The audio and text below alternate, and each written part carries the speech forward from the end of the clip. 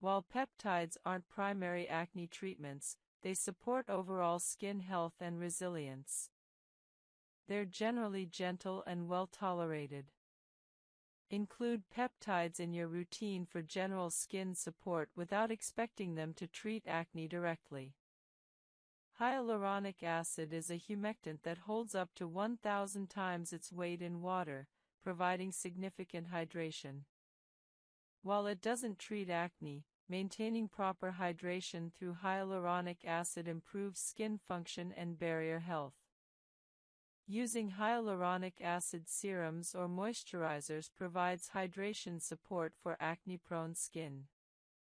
Squalane is a lightweight oil that mimics skin's natural sebum without being comedogenic in most individuals. It provides hydration and lipid support for barrier function. Squalane is particularly useful for acne-prone skin that needs lipid support without the pore-clogging risk of heavier oils. A few drops of squalane can be added to moisturizer or serum for enhanced hydration. Niacinamide, vitamin B3, has multiple beneficial effects for acne-prone skin. It has mild antibacterial and anti-inflammatory properties, reduces sebum production, minimizes pore size, and strengthens the skin barrier. At 4 to 5% concentration in serums or moisturizers, used daily, niacinamide provides noticeable benefits. It's also gentle enough to use with other actives without concern. Alpha-lipoic acid is a powerful antioxidant that penetrates both water and lipid layers of skin. It reduces inflammation, supports barrier function, and has some evidence for acne reduction through anti-inflammatory mechanisms. Alpha-lipoic acid is typically used in serums at 5% concentration, applied daily. It's generally well tolerated but can cause mild irritation in very sensitive skin. Ferulic acid is a plant-derived antioxidant that works synergistically with vitamins C and E for enhanced antioxidant protection. Ferulic acid also has direct anti-inflammatory effects. It's commonly found in advanced serums and provides additional antioxidant support beyond vitamin C alone. Resveratrol is a potent antioxidant from plants like grapes. It reduces inflammation and has some antimicrobial properties. While not a primary acne treatment, it provides useful antioxidant support. Resveratrol is often combined with other antioxidants in advanced serums. Bakuchiol is a natural retinol alternative derived from the babachi plant. It provides retinol-like benefits including increased cell turnover, collagen stimulation, and anti-aging effects without being a true retinoid. Importantly, bakuchiol doesn't cause photosensitivity or irritation like retinoids, making it suitable for very sensitive skin or as an alternative for those who can't tolerate retinoids. For acne specifically, bakuchiol is less powerful than tretinoin or retinol, but provides useful cellular turnover support. Salicylic acid analogues include beta-hydroxy acids beyond standard salicylic acid. LHF, lipohydroxy acid, is similar to salicylic acid but slightly milder, making it suitable for sensitive skin. These salicylic acid analogues provide exfoliating benefits with potentially less irritation than standard salicylic acid. Azelaic acid, beyond its use for hyperpigmentation, has direct acne-fighting properties. At 10 to 15% concentration, azelaic acid has antibacterial, anti-inflammatory, and anti-keratinizing effects. It's a versatile ingredient useful for acne, rosacea, and post-inflammatory hyperpigmentation simultaneously. Botanical extracts like tea tree oil, witch hazel, and green tea have mild antibacterial and anti-inflammatory properties. While weaker than pharmaceutical actives, they provide supportive benefits. Many skin care products combine multiple botanical extracts for cumulative benefit. These are generally well tolerated, making them suitable for sensitive skin seeking some acne support without strong pharmaceutical actives. Retinaldehyde, also called retinol, is a retinoid intermediate between retinol and retinoic acid. It's slightly stronger than retinol but weaker and less irritating than tretinoin. For those finding tretinoin too strong or seeking stronger benefits than retinol provides, retinaldehyde is an excellent middle ground. It's increasingly available in advanced skincare products. Encapsulation technology makes some ingredients more stable or less irritating. Encapsulated retinol, for example, releases gradually over time, reducing irritation while maintaining effectiveness. Similarly, encapsulated vitamin C remains stable longer and is less irritating than non-encapsulated forms. Time-release technology delivers ingredients gradually rather than all at once. This reduces initial irritation while providing extended benefits. Some treatments use time release to deliver benzoyl peroxide or salicylic acid gradually throughout the day. Polyhydroxy acids, PHAs, like gluconolactone and galactose are gentler exfoliants than AHAs and BHAs. PHAs have larger molecular structures that penetrate more slowly, making them suitable for sensitive skin or those who can't tolerate standard exfoliants. They provide exfoliating benefits with less irritation. Using cosmeceuticals strategically enhances your acne regimen. For example, you might use salicylic acid for exfoliation, benzoyl peroxide for bacterial control, then add niacinamide serum for sebum control and barrier support, followed by a hyaluronic acid serum for hydration and a moisturizer with peptides for skin support. This multi-ingredient approach addresses multiple aspects of skin health. However, avoid the trap of skincare complexity. More products don't automatically mean better results. Focus on core treatments: cleanse, treat with proven actives, moisturize, protect, then add supportive ingredients. A simple routine with proven actives beats a complex routine with unproven ingredients. Guide 28, Acne and Mental Health, Psychological Impact and Management Strategies. Acne's psychological and emotional effects are profound and often underestimated. Understanding acne's mental health impact and implementing strategies to manage the psychological component is essential for overall well-being during acne treatment. The psychological burden of acne is real and significant. Studies consistently demonstrate that acne causes depression, anxiety, reduced self-esteem, and social withdrawal in many sufferers. This burden is disproportionate to acne's physical severity. Even mild acne can cause substantial psychological distress, while severe acne might cause less psychological impact in individuals with resilient self-image. Visible acne, particularly on the face, affects how others perceive you and how you believe others perceive you. This perception, whether accurate or not, influences social interactions and self-confidence.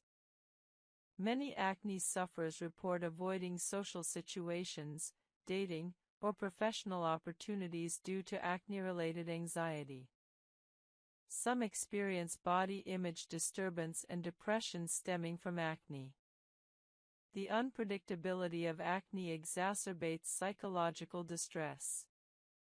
Not knowing when breakouts will occur, having acne that doesn't respond to treatment despite best efforts, and experiencing setbacks after progress all contribute to frustration, helplessness, and depression.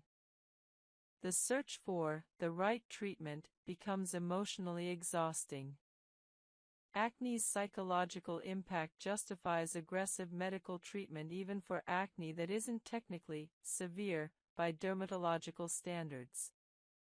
If acne causes significant psychological distress, depression, or anxiety affecting quality of life, treatment should be pursued regardless of how many lesions you have.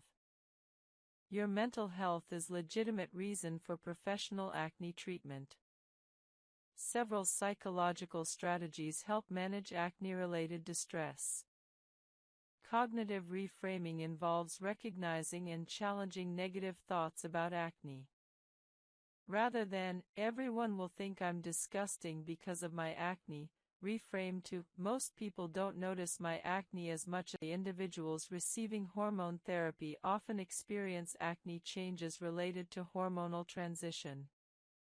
Understanding these changes helps manage acne during transition. Testosterone-based hormone therapy, for transmasculine individuals, typically worsens acne initially due to increased androgens. Acne often develops or significantly worsens during the first 1 to 2 years of testosterone therapy. This is particularly challenging for individuals already prone to acne. Aggressive acne prevention and treatment during testosterone initiation is important. Some individuals benefit from starting acne treatment prophylactically before or as testosterone therapy begins. Estrogen-based hormone therapy, for transfeminine individuals, typically improves acne over time as androgens are suppressed. Many transfeminine individuals experience significant acne improvement within several months to a year of estrogen therapy. This improvement can be dramatic and psychologically significant. Spironolactone, commonly used alongside estrogen therapy for anti-androgen effects, has acne-beneficial effects. The combination of spironolactone plus estrogen provides maximal acne improvement in transfeminine individuals. Timeline for hormone therapy acne effects is important to understand. Acne worsening from testosterone therapy might persist 1 to 2 years before stabilizing or improving. Setting realistic expectations prevents discouragement during this period. Psychological impact of acne during transition deserves acknowledgement. Acne during transition, when someone is often already managing significant life changes and body image adjustments, can cause additional distress. Aggressive acne management acknowledges this psychological weight. Working with dermatologists and endocrinologists familiar with transgender health improves care. Some clinicians are specifically experienced in managing acne in hormone therapy contexts. Iodine-containing supplements or medications can trigger acne. High-dose iodine supplementation is associated with acne worsening. This is one reason avoiding excessive iodine supplementation unless specifically indicated is prudent. Phenytoin, anti-seizure medication, and other older anti-seizure drugs can trigger acne or gingival hyperplasia, gum overgrowth. If these medications are necessary, managing side effects is required. When drug-induced acne is suspected, first confirm with your prescribing healthcare provider that the medication is likely the culprit. Assess whether alternative medications without acne side effects exist. If alternatives don't exist, combine the medication with aggressive acne treatment. Don't discontinue necessary medications without medical guidance even if acne worsens. Guide 55, Nutritional Deficiencies and Acne, Zinc, Vitamin D, Selenium, and beyond. Certain nutritional deficiencies correlate with worse acne. Understanding which deficiencies affect acne allows you to assess your nutritional status and supplement if needed. Zinc deficiency is well established as correlating with worse acne. Zinc supports immune function, wound healing, and inflammation regulation, all relevant to acne. People with zinc deficiency have notably worse acne. Supplementing adequate zinc, 30 mg daily, often improves acne significantly if deficiency exists. However, supplementing when not deficient provides minimal additional benefit. Identifying zinc deficiency involves blood testing. However, zinc blood levels don't always accurately reflect total body zinc stores, making interpretation complex. If you suspect zinc deficiency, discussing blood zinc testing with your healthcare provider is reasonable. Vitamin D deficiency correlates with worse acne and increased inflammation. Vitamin D supports immune function and has anti-inflammatory effects. Many people, particularly those in northern climates or those who avoid sun exposure, have vitamin D deficiency. Supplementing vitamin D at 1000 to 400 IU daily improves acne in some individuals, particularly those with low baseline levels. Testing vitamin D status can help identify deficiency. Selenium deficiency affects immune function and skin health. Adequate selenium, 55 to 200 micrograms daily, supports skin health. However, acne-specific benefits of selenium supplementation aren't definitively established. Iron deficiency, particularly in menstruating women, can affect overall skin health and healing. Severe iron deficiency anemia causes various health problems including poor wound healing and immune dysfunction. However, iron supplementation for non-deficient people doesn't improve acne. Vitamin A, retinol, deficiency causes follicular hyperkeratinization and immune dysfunction contributing to acne. However, toxicity from excess vitamin A is also problematic. Getting adequate vitamin A through diet, liver, sweet potato, leafy greens, is ideal. Supplementing vitamin A is only necessary if deficient. B vitamins, particularly B5, pantothenic acid, are promoted for acne at very high doses, 10+ grams daily. However, evidence is weak and high-dose B5 causes diarrhea frequently.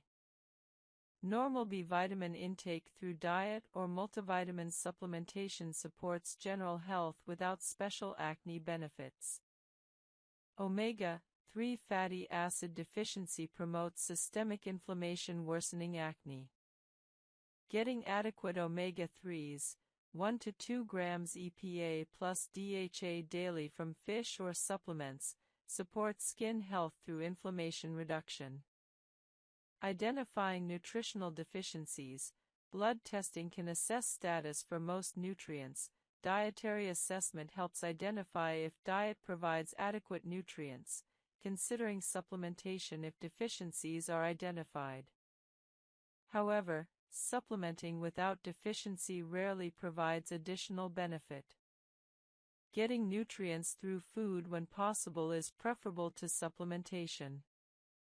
Guide 56, Occupational Acne Syndromes, Tar acne, Oil acne, and Chemical exposure. Workers in certain occupations experience acne specifically from occupational chemical exposures. Understanding occupational acne helps you implement prevention strategies and pursue appropriate treatment. Tar acne develops in workers exposed to coal tar, crude oil, and petroleum products.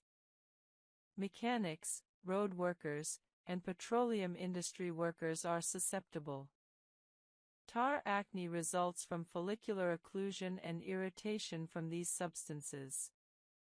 Appearance is often on exposed areas, hands, face, neck, forearms. Oil acne develops in workers exposed to mineral oils and cutting fluids in metalworking, automotive work, and similar occupations. These oils are comedogenic and occlusive, clogging pores and promoting acne. Oil acne is often quite severe if exposure is chronic. Guide 63. Acne in patients with liver disease and metabolic disorders.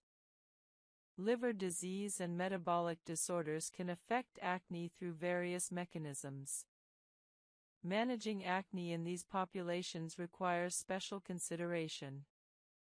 Liver disease affects hormone metabolism, potentially worsening hormonal acne.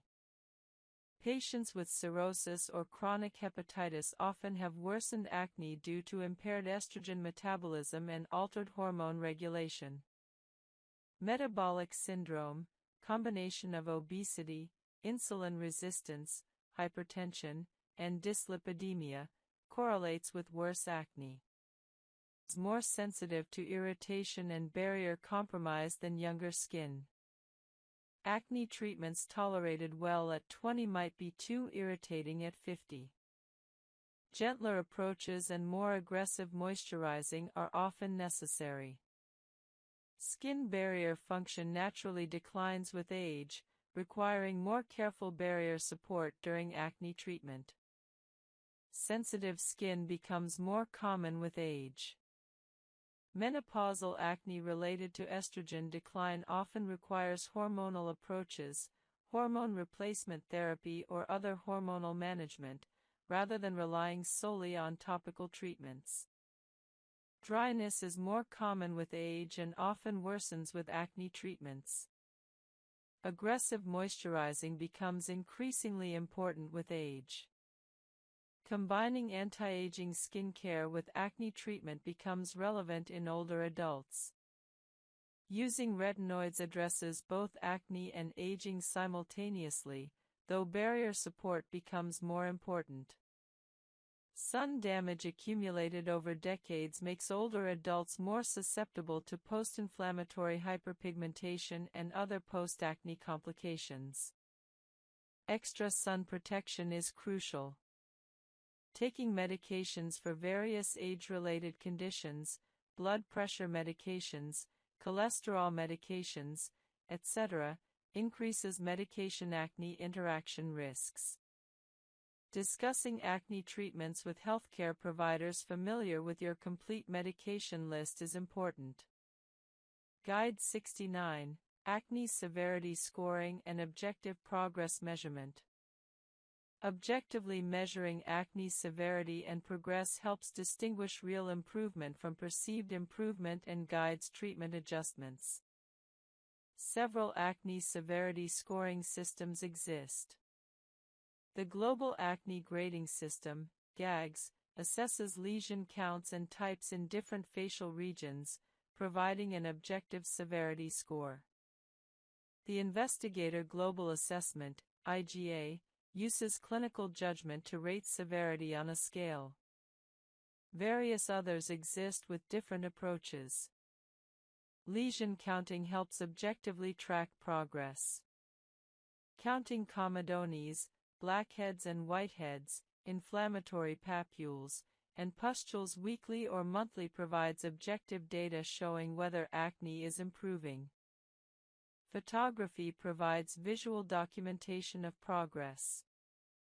Taking consistent photos, same lighting, same angle, same time of day, monthly allows comparison showing improvement that might not feel obvious during the journey.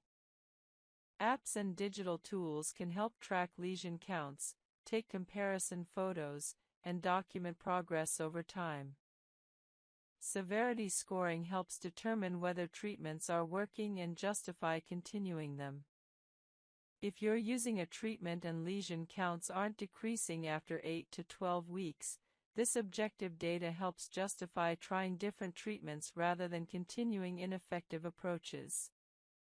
Baseline severity assessment establishes starting point for treatment. Knowing whether you started with mild, moderate, or severe acne contextualizes improvement. Someone improving from severe to moderate acne shows real progress even if not completely clear.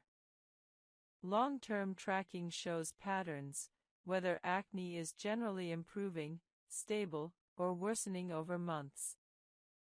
This helps distinguish temporary fluctuations from trends.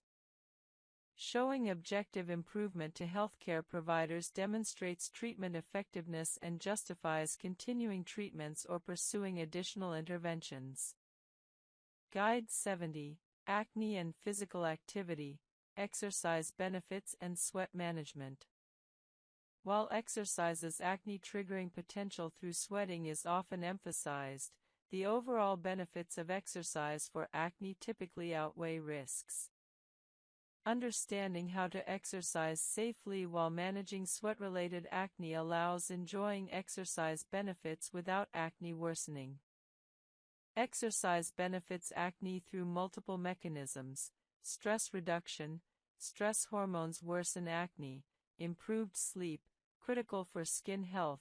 Improved circulation, nutrient delivery to skin, hormonal regulation, particularly in women, and improved overall health. These benefits typically outweigh acne risk from sweat. Sweat itself doesn't cause acne. Bacteria combining with sweat, sebum, and dead skin cells in clogged pores causes acne. Managing sweat through hygiene and clothing prevents sweat-related acne. Sweating during exercise increases bacteria and creates moist environment promoting bacterial growth. However, showering within 1 to 2 hours after exercise removes sweat and bacteria before significant growth occurs. Wearing breathable, moisture-wicking clothing reduces sweat accumulation and bacterial growth compared to cotton or tight, non-breathable clothing. Avoiding touching your face during exercise prevents transferring sweat and bacteria to your face and spreading existing bacteria from your hands. Sports bras and tight athletic tops can cause friction and occlusion-related acne in those areas. Ensuring equipment is clean and fits properly reduces friction acne risk. Increasing hydration during exercise supports overall health and skin health. Well-hydrated skin functions better than dehydrated skin. Post-exercise cleansing is crucial. Showering or at least cleansing your face and areas covered by equipment prevents sweat and bacteria from sitting on skin for extended periods. The net effect of regular exercise is almost always positive for acne despite sweat concerns. The stress reduction, sleep improvement, and hormonal benefits typically outweigh sweat-related acne risks. Don't avoid exercise due to acne concerns. Instead, manage post-exercise hygiene properly. Guide 71. Adapting acne treatment for different body locations. Acne appearing on different body areas often requires treatment adaptation due to different skin characteristics and environmental factors across body regions. Facial acne, forehead, cheeks, nose, chin, is most common and receives most treatment attention. Facial skin typically tolerates stronger treatments better than body skin. Back acne, acne on chest and upper back, is common in males and can be severe. Body skin is thicker than facial skin and often tolerates stronger treatments. Back acne often involves larger lesions and deeper inflammation. Shoulder acne results from friction, bra straps, sweat accumulation, and clothing occlusion. Treatment combines friction reduction, sweat management, and topical treatments. Buttock acne results from friction from sitting, tight clothing, and occlusion. Prevention focuses on wearing loose, breathable clothing and good hygiene. Topical treatments similar to face can be used. Armpit/axilla acne results from sweat accumulation, friction from deodorants and antiperspirants, and occlusion. Gentle hygiene and avoiding irritating products help. Neck acne requires careful treatment as neck skin is thin and sensitive. Gentle treatments appropriate for sensitive facial skin are often better tolerated than stronger treatments. Scalp acne. Acne on hairline and scalp involves hair follicles and is often fungal or bacterial. Antifungal or antibacterial scalp treatments help. Keeping scalp clean, using clean hair products, and avoiding overly oily scalp conditions helps. General principle: treat body acne similarly to facial acne but account for thicker skin on body, can often tolerate stronger treatments, and friction/occlusion factors. Hygiene is even more important for body acne due to sweat and clothing occlusion. Guide 72, Acne Treatment and Athletic Performance. Does acne treatment affect athletics? Some athletes worry that acne treatments affect athletic performance. Understanding whether treatments impact performance helps athletes make informed treatment decisions. Benzoyl peroxide and salicylic acid don't directly affect athletic performance. These topical treatments have minimal systemic absorption. Thin, allows excessive water loss, and becomes reactive to previously tolerated products and environmental factors. Signs of barrier compromise include tightness and discomfort, increased dryness and flaking despite using moisturizer, redness or inflammation without active acne, stinging or burning when applying products previously tolerated, increased sensitivity to temperature extremes, and heightened reactivity to skin care products, developing reactions to products that previously seemed fine. Several factors compromise the skin barrier during acne treatment. Multiple chemical exfoliants, salicylic acid, glycolic acid, used simultaneously strip away protective lipids excessively. Retinoids, while beneficial, can compromise the barrier during the initial adaptation phase. Benzoyl peroxide can be somewhat drying. Hot water and harsh cleansing compromise the barrier. Excessive sun exposure damages barrier function. The cumulative effect of multiple treatments or very aggressive single treatments overwhelms the barrier's ability to maintain function. Barrier repair requires specific approaches different from standard acne skincare. The goal shifts from treating acne to restoring skin health. This recovery phase typically lasts 2 to 4 weeks but can take longer with severe barrier compromise. The first step in barrier repair is stopping all unnecessary irritants. This means discontinuing strong actives temporarily. Stop salicylic acid, benzoyl peroxide, and retinoids.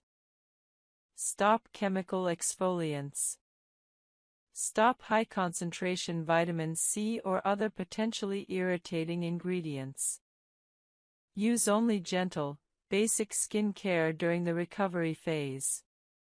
Gentle cleansing becomes paramount. Use only lukewarm or cool water with a very gentle, minimal cleanser or even just water cleansing. Avoid all manipulation or massage of the skin. Pat dry gently, don't rub. Minimize cleansing time, wash quickly and gently rather than scrubbing or massaging. Lipid-rich moisturizing is essential. Your barrier needs ceramides, cholesterol, and fatty acids. Moisturizers containing these lipids support barrier repair. Apply moisturizer to slightly damp skin immediately after cleansing to lock in hydration. Use generous amounts, don't skimp on moisturizer during barrier repair. Many people find that using moisturizer 3 to 4 times daily during barrier repair accelerates recovery compared to twice daily application. Humectant-rich products maintain skin hydration. Ingredients like hyaluronic acid, glycerin, and squalane draw water into the skin, supporting hydration during barrier repair. Many hydrating serums or essences contain these ingredients. Apply these before your moisturizer to layer hydration. Some people benefit from occlusive products during barrier repair.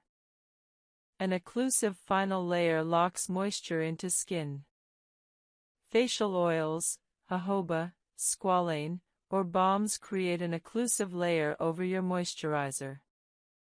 This is particularly helpful at night when you're not exposed to environmental stressors. Centella asiatica, SICA, is a botanical ingredient that supports skin barrier repair through multiple mechanisms. It strengthens the barrier, reduces inflammation, and promotes skin resilience. Many products now contain SICA for its barrier-supportive properties. Using a SICA-containing product during barrier repair can accelerate recovery.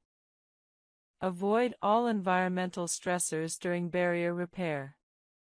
Don't expose skin to extreme temperatures, hot showers, very cold weather. Use a humidifier to maintain ambient humidity, as dry air worsens barrier compromise. Avoid air conditioning when possible, it's drying, or use a humidifier to counteract its effects.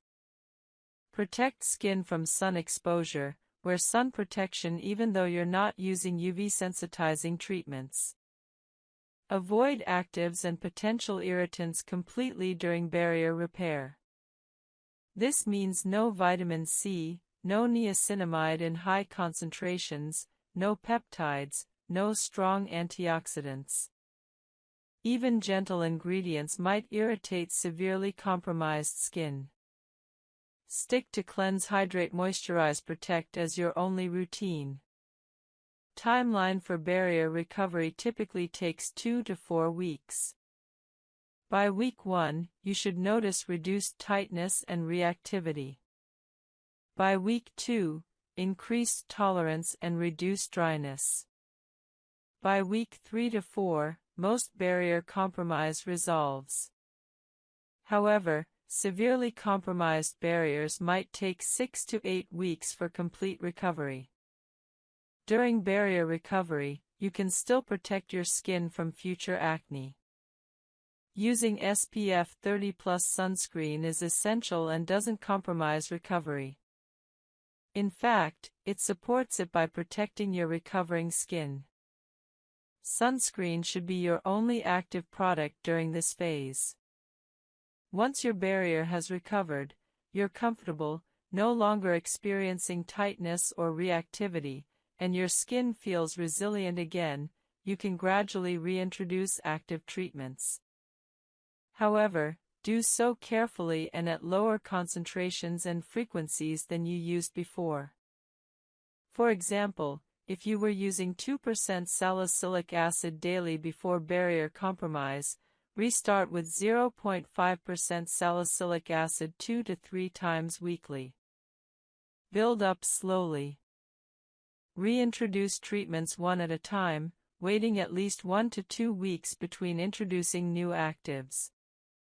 For example, reintroduce salicylic acid first, wait 2 weeks to ensure tolerance, then introduce benzoyl peroxide if desired.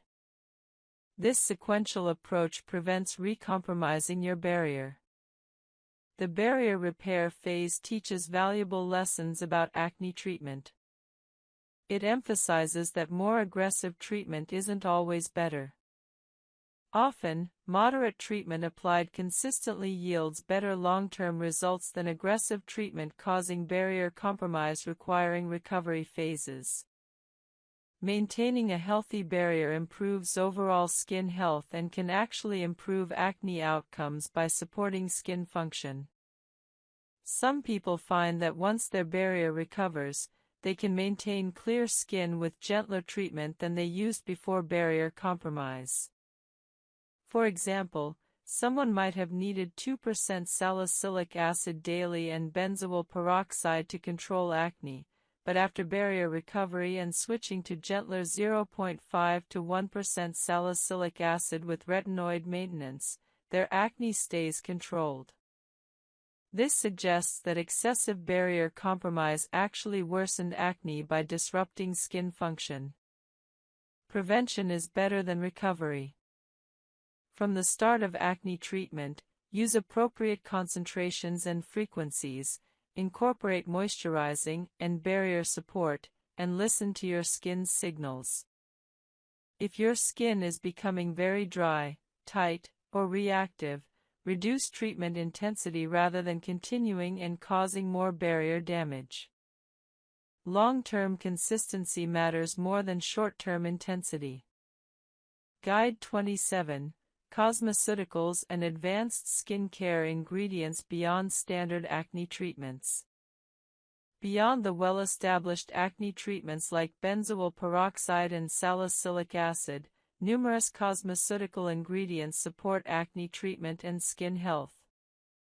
Understanding these advanced ingredients allows you to optimize your acne regimen and support overall skin function. Peptides are short chains of amino acids that support skin structure and function.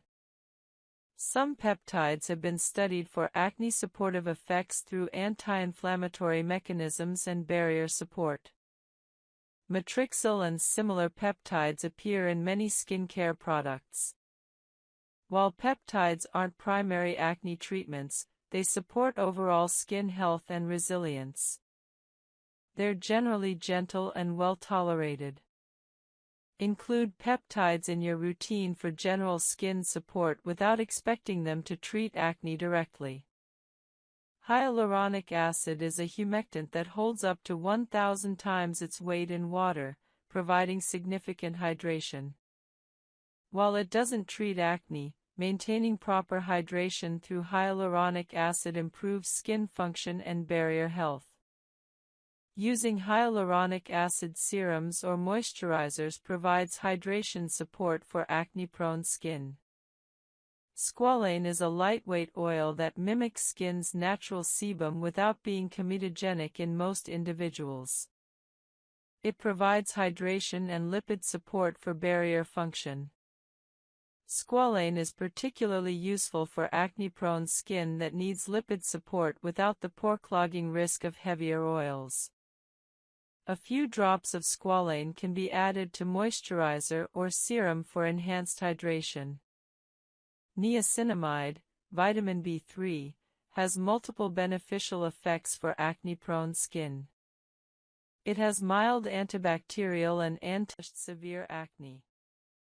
Preventing antibiotic resistance through early intervention with non-antibiotic treatments preserves antibiotic effectiveness if future antibiotics are needed. Starting with topical treatments rather than immediately jumping to oral antibiotics is prudent prevention approach. Education about acne myths prevents harmful behaviors.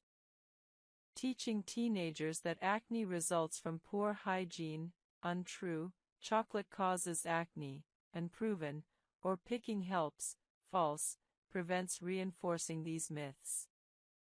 Accurate education supports evidence-based prevention. Professional guidance for high-risk individuals might include dermatology consultation for those with strong family histories or early acne onset. Early professional involvement can prevent severe acne development. Guide 60. Acne maintenance after successful treatment, the forever routine. Once you've achieved clear skin after acne treatment, maintaining clarity requires ongoing commitment to maintenance. Understanding long-term maintenance distinguishes between temporary acne control and permanent clear skin. The first principle of maintenance is recognizing that acne tendency doesn't disappear, it's managed. Your skin's predisposition to acne remains, but with appropriate ongoing treatment, acne stays controlled. This is similar to maintaining any chronic condition. You don't stop managing diabetes once blood sugar is controlled, you maintain management indefinitely. Maintenance routines are typically simpler than treatment routines. While treatment might involve multiple actives used frequently, maintenance often involves fewer treatments used less frequently. For example, someone might use salicylic acid daily and benzoyl peroxide daily during treatment, but maintain clear skin with just retinoid at night and benzoyl peroxide spot treatments as needed. Identifying essential treatments through your treatment experience guides your maintenance routine. Which treatments were crucial to your success? Continue those indefinitely. Which were helpful but not essential? Consider dropping these if your skin tolerates it, simplifying your routine while maintaining clarity.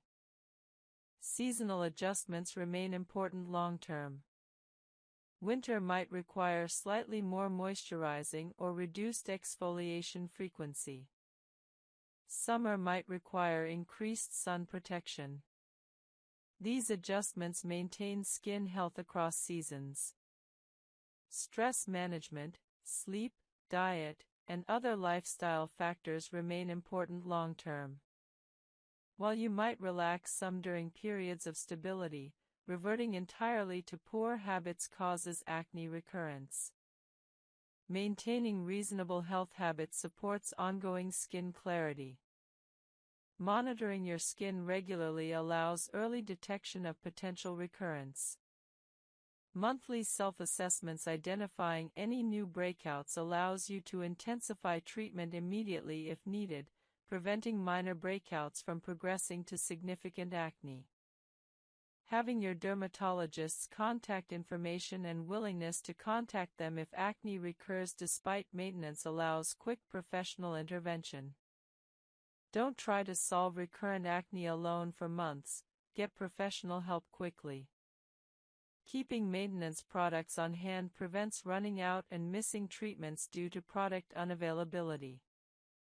Some people order backup products when current products are half empty, ensuring continuity.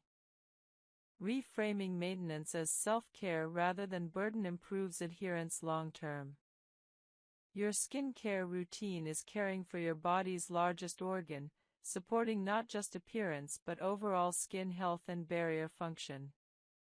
The ultimate goal of maintenance is such consistency that skincare becomes automatic, habitual, and integrated into your daily routine like brushing teeth. At this point, maintaining clear skin requires minimal conscious effort. Guide 61: Understanding acne in specific sports and athletic activities. Different sports expose athletes to different acne triggers. Understanding sport-specific acne patterns allows targeted prevention and management for athletes. Swimming exposes skin to chlorine and often tight, non-breathable swimwear. Chlorine is drying and irritating, worsening acne. Frequent swimmers often experience acne on face, chest, and shoulders. Prevention includes rinsing thoroughly after swimming, removing chlorine quickly through gentle cleansing, using moisturizer afterward to combat dryness, and wearing clean, breathable clothing after swimming. Contact sports, football, wrestling, rugby, involve friction, pressure from equipment, and contact with other players' skin and bodily fluids. Helmet friction often causes severe acne along helmet edges. Prevention includes ensuring equipment is clean, using protective barriers, adhesive tape, where possible, showering immediately after contact, and maintaining aggressive acne treatment during the season. Running and jogging cause profuse sweating and friction from clothing. Prevention includes wearing moisture-wicking, breathable clothing, showering immediately after exercise, cleansing sweat off before acne develops, and using lightweight, non-comedogenic sunscreen resistant to sweat. Cycling involves friction from tight cycling clothing and helmet wear. Prevention strategies similar to other sports apply.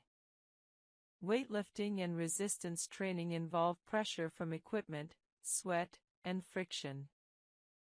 Focusing on cleanliness of equipment, showering immediately after workouts, and changing into clean clothes prevents sweat-related acne.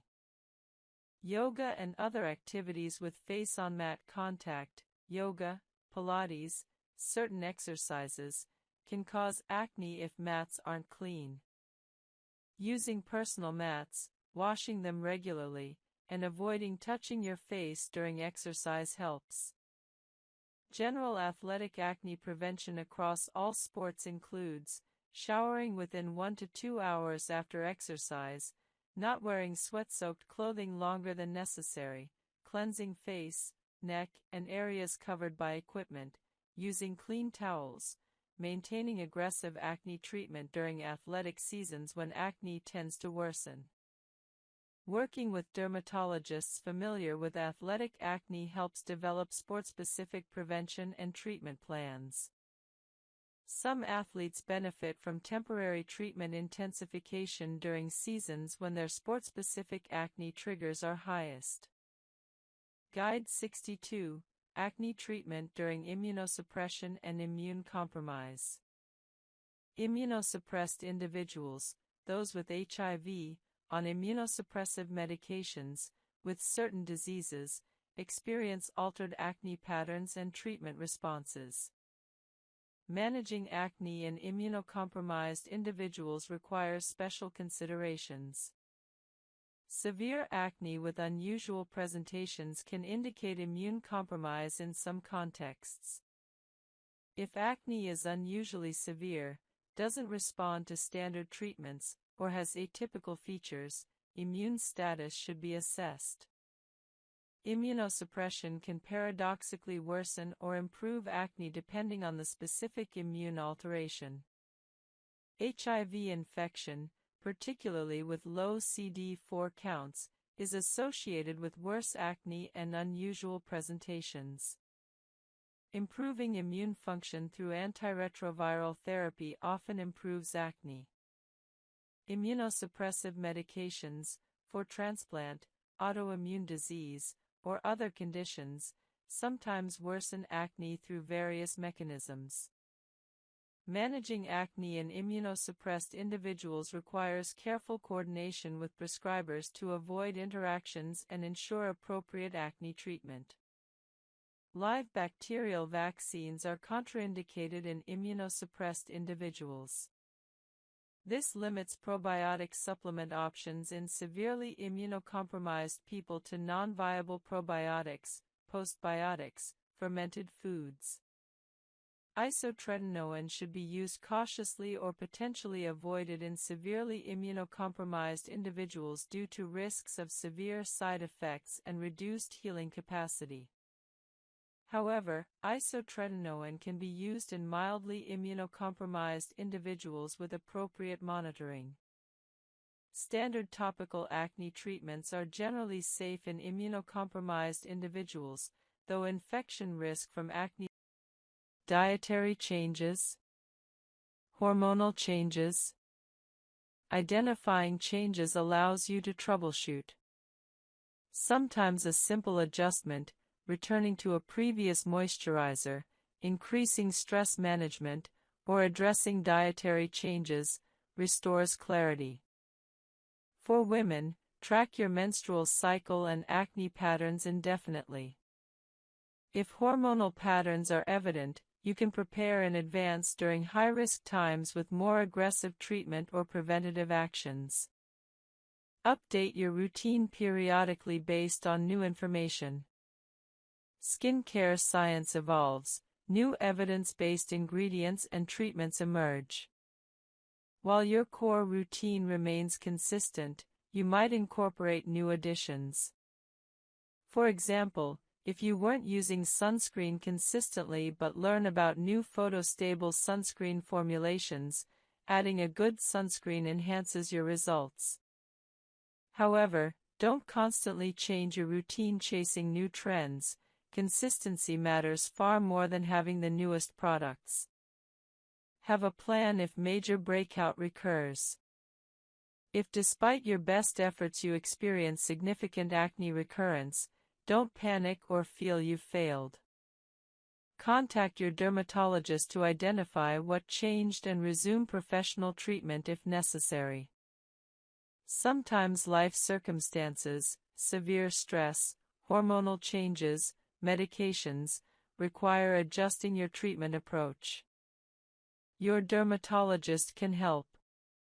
Celebrate achieving clear skin.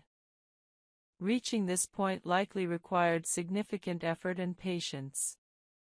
Recognize the achievement and the work that got you there. This perspective helps maintain motivation for long-term maintenance. Guide 20. Integrating all components, your complete personalized acne treatment and maintenance blueprint. After understanding individual components of acne treatment, integrating them into a comprehensive, personalized blueprint is essential. No single treatment works for everyone. Your specific acne type, skin characteristics, and lifestyle factors should guide your approach. Step 1. Accurately identify your acne type. Do you have comedonal acne, blackheads and whiteheads? Inflammatory acne, red pimples? Hormonal acne, deep cystic lesions around your jawline during specific times? Severe acne involving all types? Your acne type guides treatment selection. Comedonal acne responds best to salicylic acid exfoliation. Inflammatory acne responds best to benzoyl peroxide. Hormonal acne often requires systemic hormonal treatment. Severe mixed acne usually requires combination treatments and potentially professional intervention. Step 2. Assess acne severity. Mild acne, fewer than 20 comedones, fewer than 15 inflammatory lesions, no nodulocystic lesions, often responds adequately to topical treatments alone. Moderate acne, 20 to 100 comedones, 15 to 50 inflammatory lesions, no nodulocystic lesions, typically requires combination topical treatments, possibly with professional treatments. Severe acne, extensive lesions, numerous nodulocystic lesions, usually requires systemic treatment including oral antibiotics, hormonal treatments, or potentially isotretinoin. Step 3. Consider your lifestyle factors. Are you comfortable with multiple daily skincare steps? Can you prioritize sleep and stress management? Will you maintain consistency? These practical factors determine whether complex multi-step routines are realistic for you. Some people thrive with detailed routines, others do better with simplified approaches. Step 4. Design your core routine. Everyone benefits from a consistent cleanse, treat, moisturize, protect routine. Select specific products for each step based on your acne type. For comedonal acne, use a gentle cleanser, apply salicylic acid treatment, use a non-comedogenic moisturizer, apply sunscreen. For inflammatory acne, use a gentle cleanser, apply benzoyl peroxide treatment, use a moisturizer, apply sunscreen.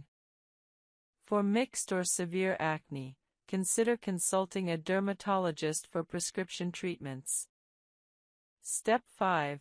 Start conservatively with treatments. Begin with a single active ingredient at low concentration, using it 2 to 3 times weekly. After 3 to 4 weeks of good tolerance, assess results. If you're seeing improvement, continue. After 8 weeks, you can increase frequency or concentration if desired. If you're not seeing improvement after 8 to 12 weeks, consider adding a second treatment, for example, adding retinoid to salicylic acid, or consulting a dermatologist. Step 6. Build treatment combinations gradually. Never start 2 new treatments simultaneously. After establishing tolerance to your first treatment, at least 4 weeks, you can introduce a second treatment on different days or in different parts of your routine. For example, use salicylic acid cleanser in the morning, retinoid at night. Start the new treatment at low frequency and concentration, building up gradually. Step 7. Incorporate lifestyle changes. Implement dietary improvements, reduce sugar, increase antioxidants, consider eliminating dairy if it worsens your acne. Prioritize sleep, 7 to 9 hours nightly. Implement stress management, meditation, yoga, exercise, or other stress reduction techniques. These changes typically take 4 to 8 weeks to show skin effects but provide significant benefits. Step 8. Implement professional treatments if appropriate. If topical treatments aren't adequately controlling your acne after 8 to 12 weeks of consistent use, or if you have moderate to severe acne, professional treatments accelerate improvement. Monthly superficial chemical peels combined with your home routine provide excellent results. Professional facials or blue light therapy offer additional options. Step 9. Adjust for your specific factors. If you're a woman with hormonal acne, discuss hormonal treatments, oral contraceptives, spironolactone, with your gynecologist or dermatologist. If you're very acne-prone, you might need slightly more aggressive treatment than someone with occasional pimples. If your skin is sensitive, you'll need to progress more gradually with treatments. Step 10. Track your progress and adjust. Keep a skincare journal noting products used, frequency, side effects, acne status, stress levels, diet, and sleep. After 8 to 12 weeks, assess results. Have you seen improvement? Are side effects manageable? Are you ready to increase treatment intensity? Are you experiencing purging or adaptation? Adjust accordingly. Step 11. Set realistic timelines. Clear skin typically requires 8 to 12 weeks with topical treatments alone, potentially faster with professional treatments. However, residual hyperpigmentation and scarring may require additional time and treatment. Setting realistic expectations prevents discouragement from expecting overnight results. Step 12. Prepare for long-term maintenance. Once clear, continue your core routine indefinitely at maintenance levels. Don't expect to stop all treatments and maintain clear skin. Your skin's acne tendency hasn't fundamentally changed. Maintenance requires ongoing treatment, though frequency may decrease significantly. A sample complete routine for moderate mixed acne. Morning, gentle cleanser vitamin C serum, antioxidant protection, optional, non-comedogenic moisturizer SPF 30+ sunscreen. Evening, gentle cleanser salicylic acid toner or treatment, 3 to 4 times weekly initially, non-comedogenic moisturizer benzoyl peroxide spot treatment on active lesions or retinoid treatment, start 2 to 3 times weekly. Supplements, omega-3 supplementation, possibly zinc supplementation if deficient. Lifestyle, 7 to 9 hours sleep nightly, 30-minute exercise 5 times weekly, stress management through meditation or yoga, diet emphasizing whole foods and reducing sugar/dairy. Professional, monthly superficial chemical peels if available and affordable. This comprehensive approach addresses acne through multiple angles simultaneously. After 8 to 12 weeks of consistent implementation, you should see significant improvement. After 6 months, most people achieve clear or nearly clear skin. After a year, you've developed habits that maintain clear skin long term. Remember, acne treatment is individual. What works perfectly for one person may not work for another. Patience, consistency, and willingness to adjust are more important than finding the perfect product. Most acne responds to consistent, appropriate treatment. It's a matter of identifying what works for your specific skin and persisting with it. You now have a complete understanding of acne pathophysiology, treatment options, professional treatments, lifestyle factors, and integration strategies. Armed with this knowledge, you can approach your acne treatment confidently, make informed decisions, and achieve and maintain clear skin. Your journey to clear skin is absolutely possible with proper treatment, professional guidance when needed, and consistent effort over time. Commit to the process, trust in evidence-based treatments, and clear skin will follow. 20 Advanced Skin Care and Acne Treatment Guides, Part 2. Each guide, 10 to 15 minutes reading time. Guide 21, Isotretinoin, Accutane, the definitive acne treatment for severe and resistant cases. Isotretinoin, commonly known by its former brand name Accutane, represents the most powerful acne treatment available. It's the only medication that can potentially cure acne permanently. However, its serious potential side effects mean it's reserved for severe, treatment-resistant acne and requires careful medical supervision. Understanding isotretinoin, its mechanism, effectiveness, requirements, and side effects, is essential for anyone considering this treatment. Isotretinoin is a vitamin A derivative, but far more potent than over-the-counter retinol or even prescription tretinoin. It works through multiple powerful mechanisms. First, it dramatically reduces sebaceous gland size and sebum production by up to 90%, essentially eliminating one of the 4 primary factors in acne development.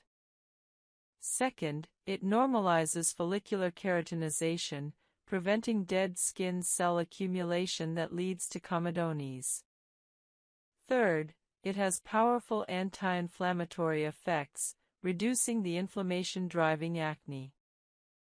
Fourth, it has some antibacterial properties, reducing Cutibacterium acnes populations. The combination of these mechanisms makes isotretinoin extraordinarily effective. Approximately 70 to 90% of patients achieve complete, long-term acne remission after 1 course of isotretinoin. Many patients are cured permanently, their acne never returns. Apply sunscreen after benzoyl peroxide and wait a few minutes before reapplying other products. Generally, sunscreen should be your final skincare step before makeup. If you develop a sunburn despite sunscreen use, cool compresses, hydration, and soothing products like aloe vera help. Avoid further sun exposure until healed. Severe sunburns are dangerous and should be treated seriously. However, if you're using appropriate sunscreen correctly and minimizing peak sun exposure, severe sunburns should be rare. Guide 12, Treating Post-Inflammatory Hyperpigmentation and Acne Scarring.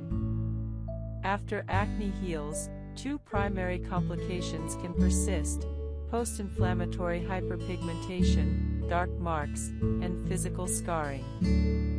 Understanding these conditions and the various treatment approaches available is essential for achieving truly clear skin, not just clear of active acne but also free from acne's lasting marks. Post-inflammatory hyperpigmentation, PIH, appears as flat, dark patches or spots where acne was previously present. These marks result from inflammation triggering excess melanin production in healing skin. PIH is particularly common in individuals with darker skin tones and in areas that received more inflammation or trauma. Unlike active acne, PIH doesn't involve bacteria or require acne-specific treatments. It requires treatments targeting melanin and pigmentation. Understanding PIH timeline is important for realistic expectations. Most PIH gradually fades naturally over 6 to 12 months with consistent sun protection, even without treatment. However, this timeline can feel unacceptably long, motivating people to pursue active treatments. The good news is that numerous treatments significantly accelerate PIH fading. Sunscreen is the foundational PIH treatment. UV exposure directly darkens hyperpigmentation, extending the timeline for natural fading. Using SPF 30+ daily and avoiding sun exposure accelerates PIH resolution dramatically. Some PIH that might take 12 months to fade with poor sun protection might fade within 3 to 4 months with strict sun protection. Vitamin C serums brighten hyperpigmentation and even skin tone. L-ascorbic acid at 15 to 20% concentration is most effective, though magnesium ascorbyl phosphate and other stabilized forms also work. Apply vitamin C serum daily in the morning before sunscreen.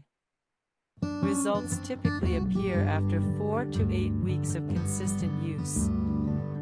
Vitamin C also provides antioxidant protection and stimulates collagen production as a bonus benefit. Niacinamide reduces post-inflammatory redness and even skin tone. At 4 to 5% concentration in moisturizers or serums, applied daily, niacinamide shows improvements in PIH within 4 to 8 weeks. Niacinamide is gentle, suitable for even very sensitive skin, and works well in combination with other treatments. Azelaic acid is particularly effective for PIH. At 15 to 20% concentration, applied twice daily, azelaic acid reduces melanin production and even skin tone. Prescription azelaic acid, Azalex, Phenacea, is more potent than over-the-counter versions. Many dermatologists recommend azelaic acid specifically for PIH management. Results typically appear within 4 to 8 weeks. Kojic acid inhibits melanin production. Available in serums and creams at 1 to 2% concentration, applied daily, kojic acid gradually lightens hyperpigmentation. Results take 4 to 8 weeks of consistent use. Kojic acid is generally well tolerated but can cause mild irritation in some individuals. Hydroquinone is a prescription bleaching agent highly effective for hyperpigmentation. It directly inhibits melanin production. Prescription hydroquinone typically ranges from 2 to 4% strength, applied twice daily to affected areas. Results appear within 4 to 12 weeks. However, hydroquinone should not be used continuously for more than 3 to 4 months without medical supervision, as extended use can cause paradoxical darkening or an uncommon condition called achronosis. Hydroquinone is not suitable for everyone and requires dermatologist prescription and monitoring. Chemical peels accelerate PIH resolution. Superficial peels with glycolic acid or salicylic acid remove pigmented surface skin, revealing lighter skin underneath. Monthly superficial peels combined with daily topical treatments significantly accelerate PIH fading. Medium-depth peels provide more dramatic but riskier results and are typically only performed for severe PIH. Laser treatments effectively target hyperpigmentation.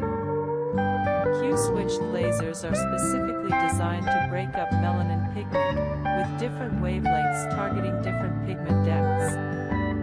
These treatments provide results in 4 to 6 sessions, sometimes fewer, responsive PIH. However, laser treatment is expensive and carries risks of complications in darker skin types. IPL, intense pulsed light, therapy also addresses pigmentation effectively. Microdermabrasion physically removes pigmented surface skin through mechanical abrasion. Performed monthly, combined with topical treatments, it accelerates PIH resolution. However, it's less powerful than laser treatments and typically requires more sessions.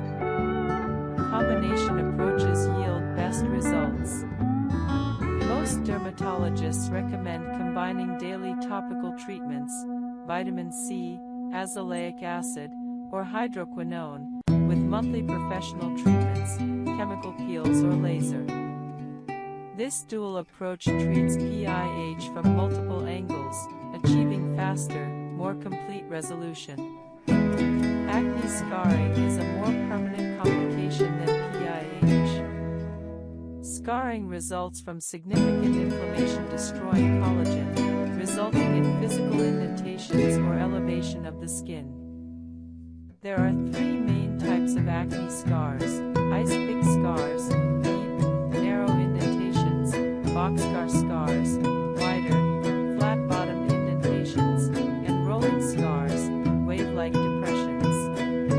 Prevention is the most effective scar treatment. Avoiding picking, squeezing, or extracting pimples prevents scarring. Treating acne aggressively prevents deep inflammation that causes scarring. Taking acne seriously and treating it promptly prevents severe scarring. For existing scars, multiple treatment options exist, though complete elimination is often impossible. The goal is significant improvement. Topical treatments are largely ineffective for true scarring, as scarring involves structural damage that topical products can't reverse. However, improving overall skin texture and treating associated hyperpigmentation can make scars less noticeable. Subcision is a minor surgical procedure where a needle is inserted under the scar, breaking the fibrous tissue causing the depression. This allows collagen to regenerate and fill the scar. Subcision works best for rolling scars and tethered scars. Results appear gradually over 6 to 12 months as new collagen forms. Laser resurfacing removes thin layers of skin, smoothing scars. Fractional laser resurfacing is less aggressive than full resurfacing and requires less downtime. Multiple or alternating hairstyles reduces friction acne. Phone contact with your face transfers bacteria and causes friction acne on the jawline and cheek. Using earbuds or speakerphone when possible, cleaning your phone screen regularly, and taking breaks from phone use reduce this contact-related acne.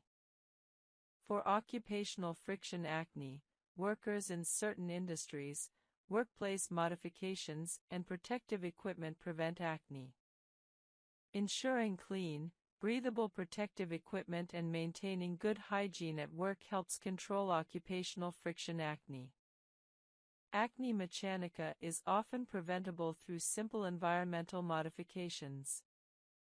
Unlike acne requiring medications, friction acne responds to preventing the friction.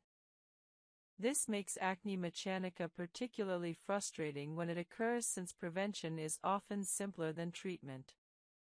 Guide 54: Drug-induced acne and medication side effects. Certain medications trigger or worsen acne as a side effect. Recognizing drug-induced acne allows you to work with prescribers to modify medications or manage acne while necessary medications are continued. Corticosteroids commonly trigger acne or worsen existing acne. Systemic corticosteroids, oral, are more likely to cause acne than topical steroids, though topical steroids applied to face can also trigger acne. Patients on chronic systemic corticosteroids often experience significant acne requiring aggressive treatment.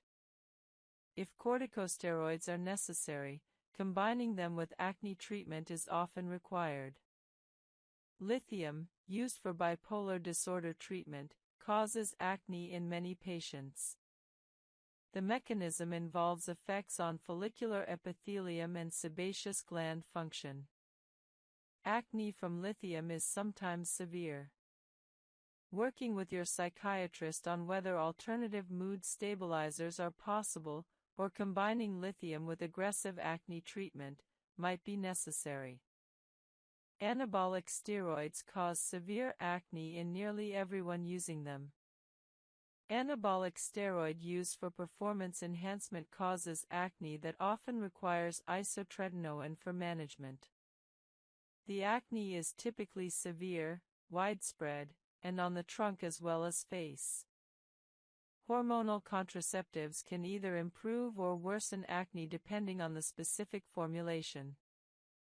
Progestins with androgenic properties, like levonorgestrel or norgestrol, might worsen acne, while progestins with minimal androgenic activity, like norgestimate or drospirenone, often improve acne.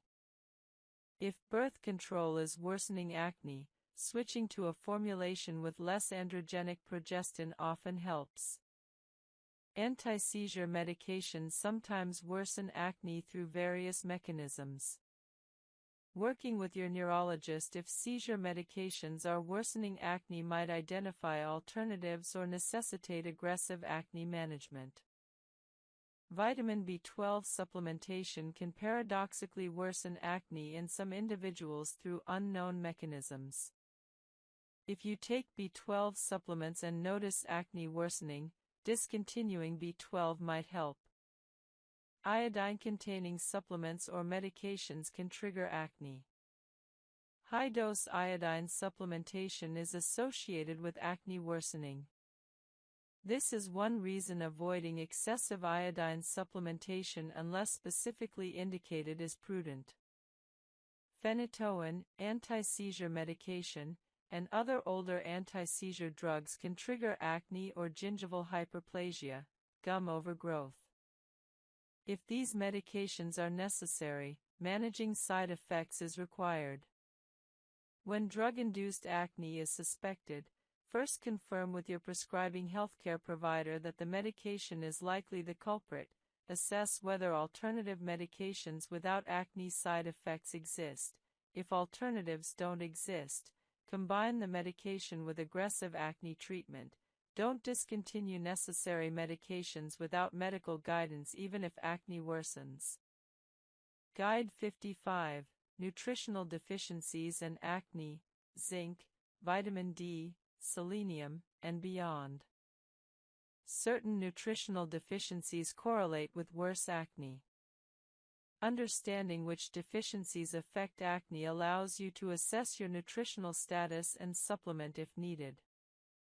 Zinc deficiency is well established as correlating with worse acne. Zinc supports immune function, wound healing, and inflammation regulation, all relevant to acne. People with zinc deficiency have notably worse acne. Supplementing adequate zinc, 30 mg daily, often improves acne significantly if deficiency exists. However, supplementing when not deficient provides minimal additional benefit. Identifying zinc deficiency involves blood testing.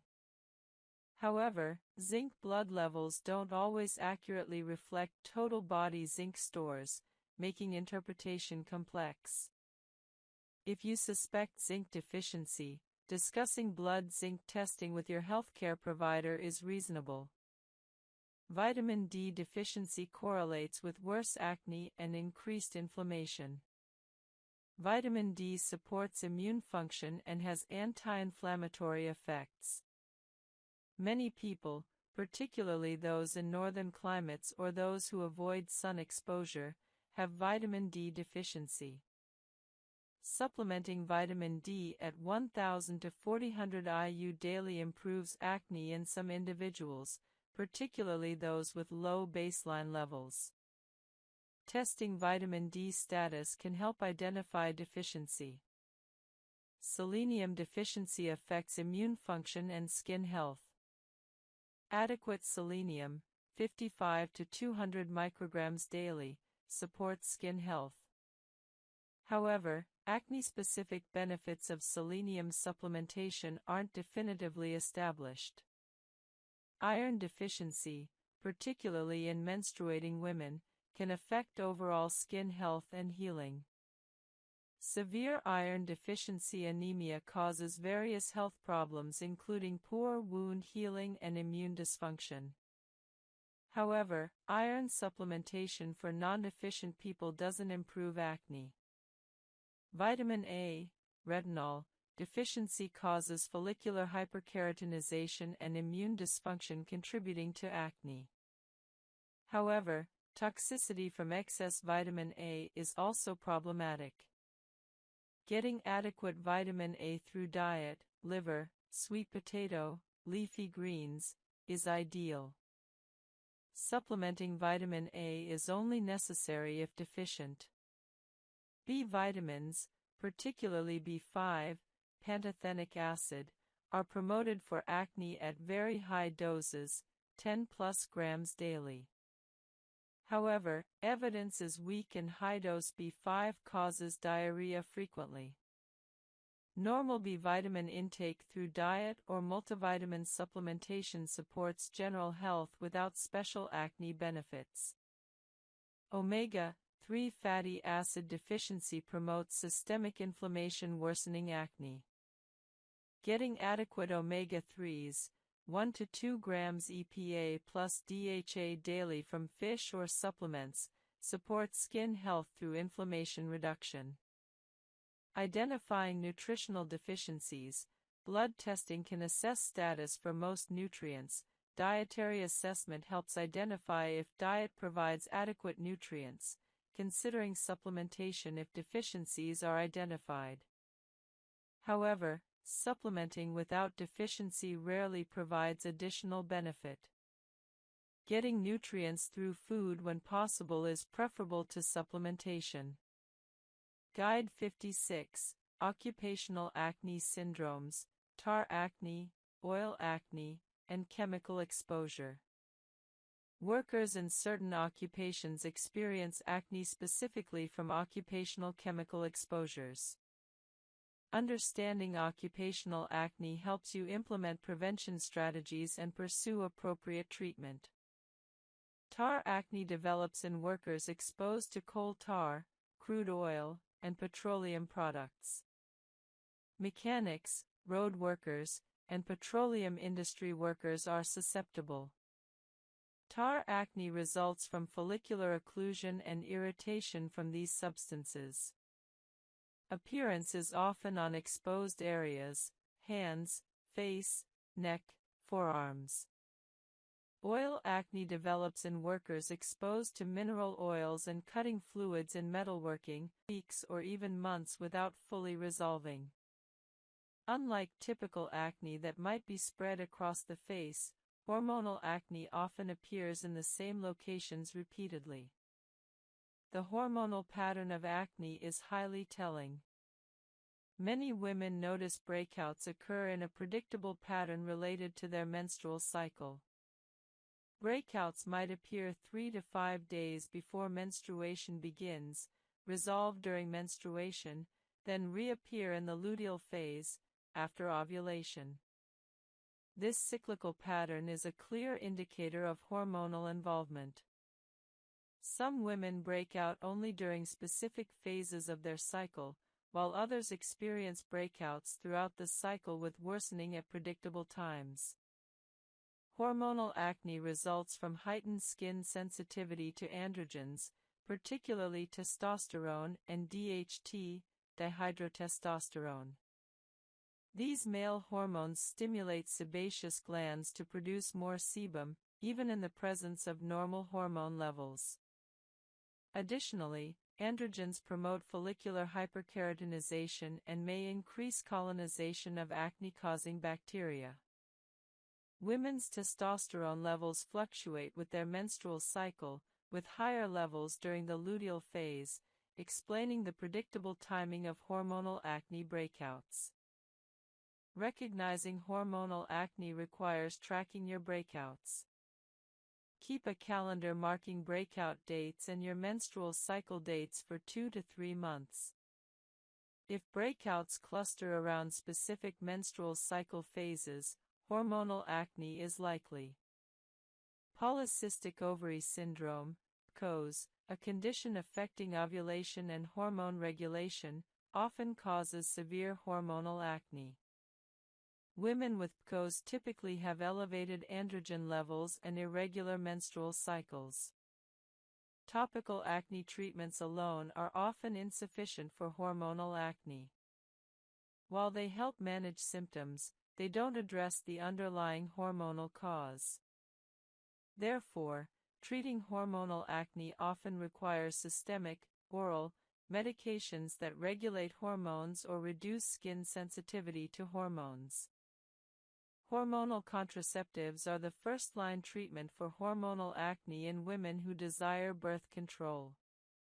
The hormones in birth control pills suppress ovulation and, importantly for acne, reduce circulating androgen levels.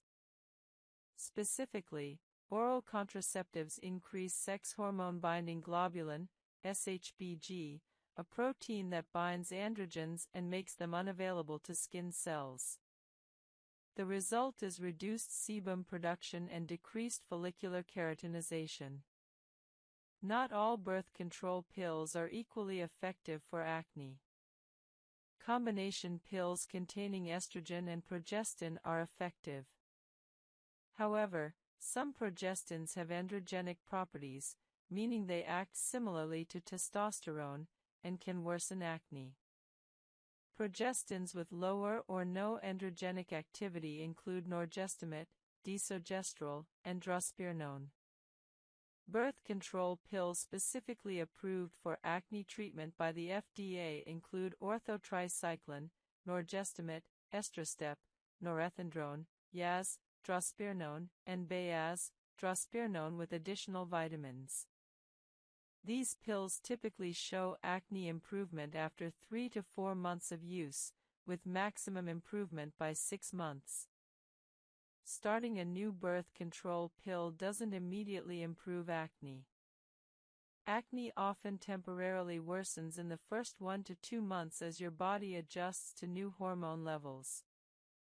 This temporary worsening isn't a sign the pill won't work, it's normal.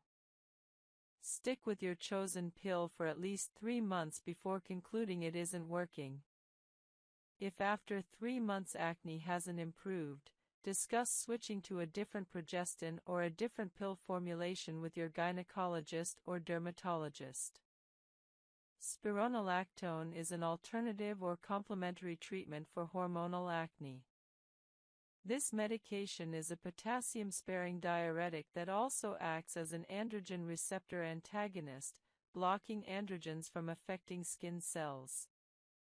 Spironolactone is typically used at doses of 50 to 100 mg daily for acne treatment.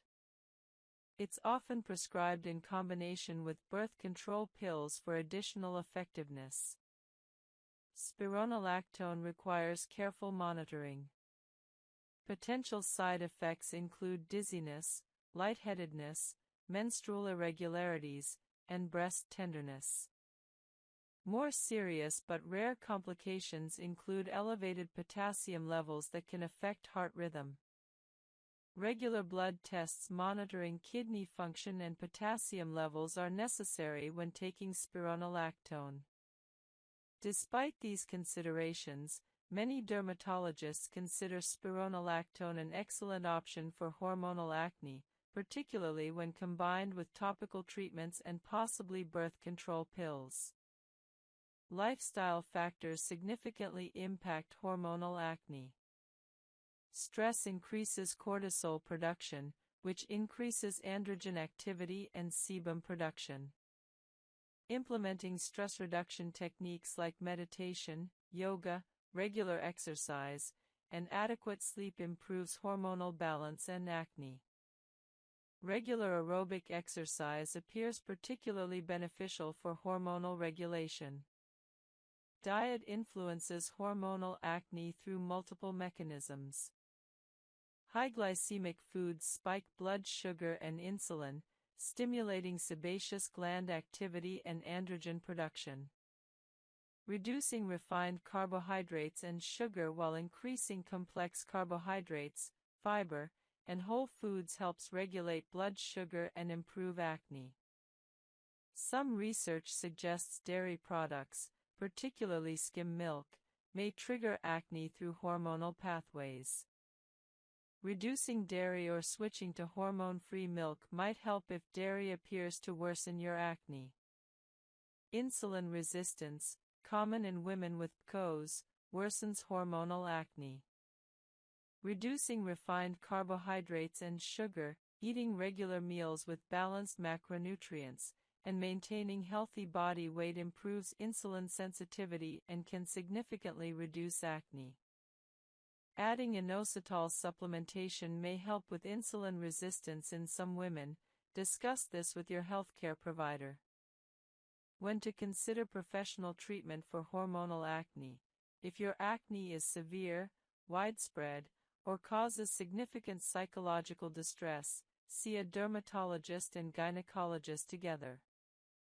If topical treatments haven't adequately controlled your acne after 3 months of consistent use, discuss systemic treatment options.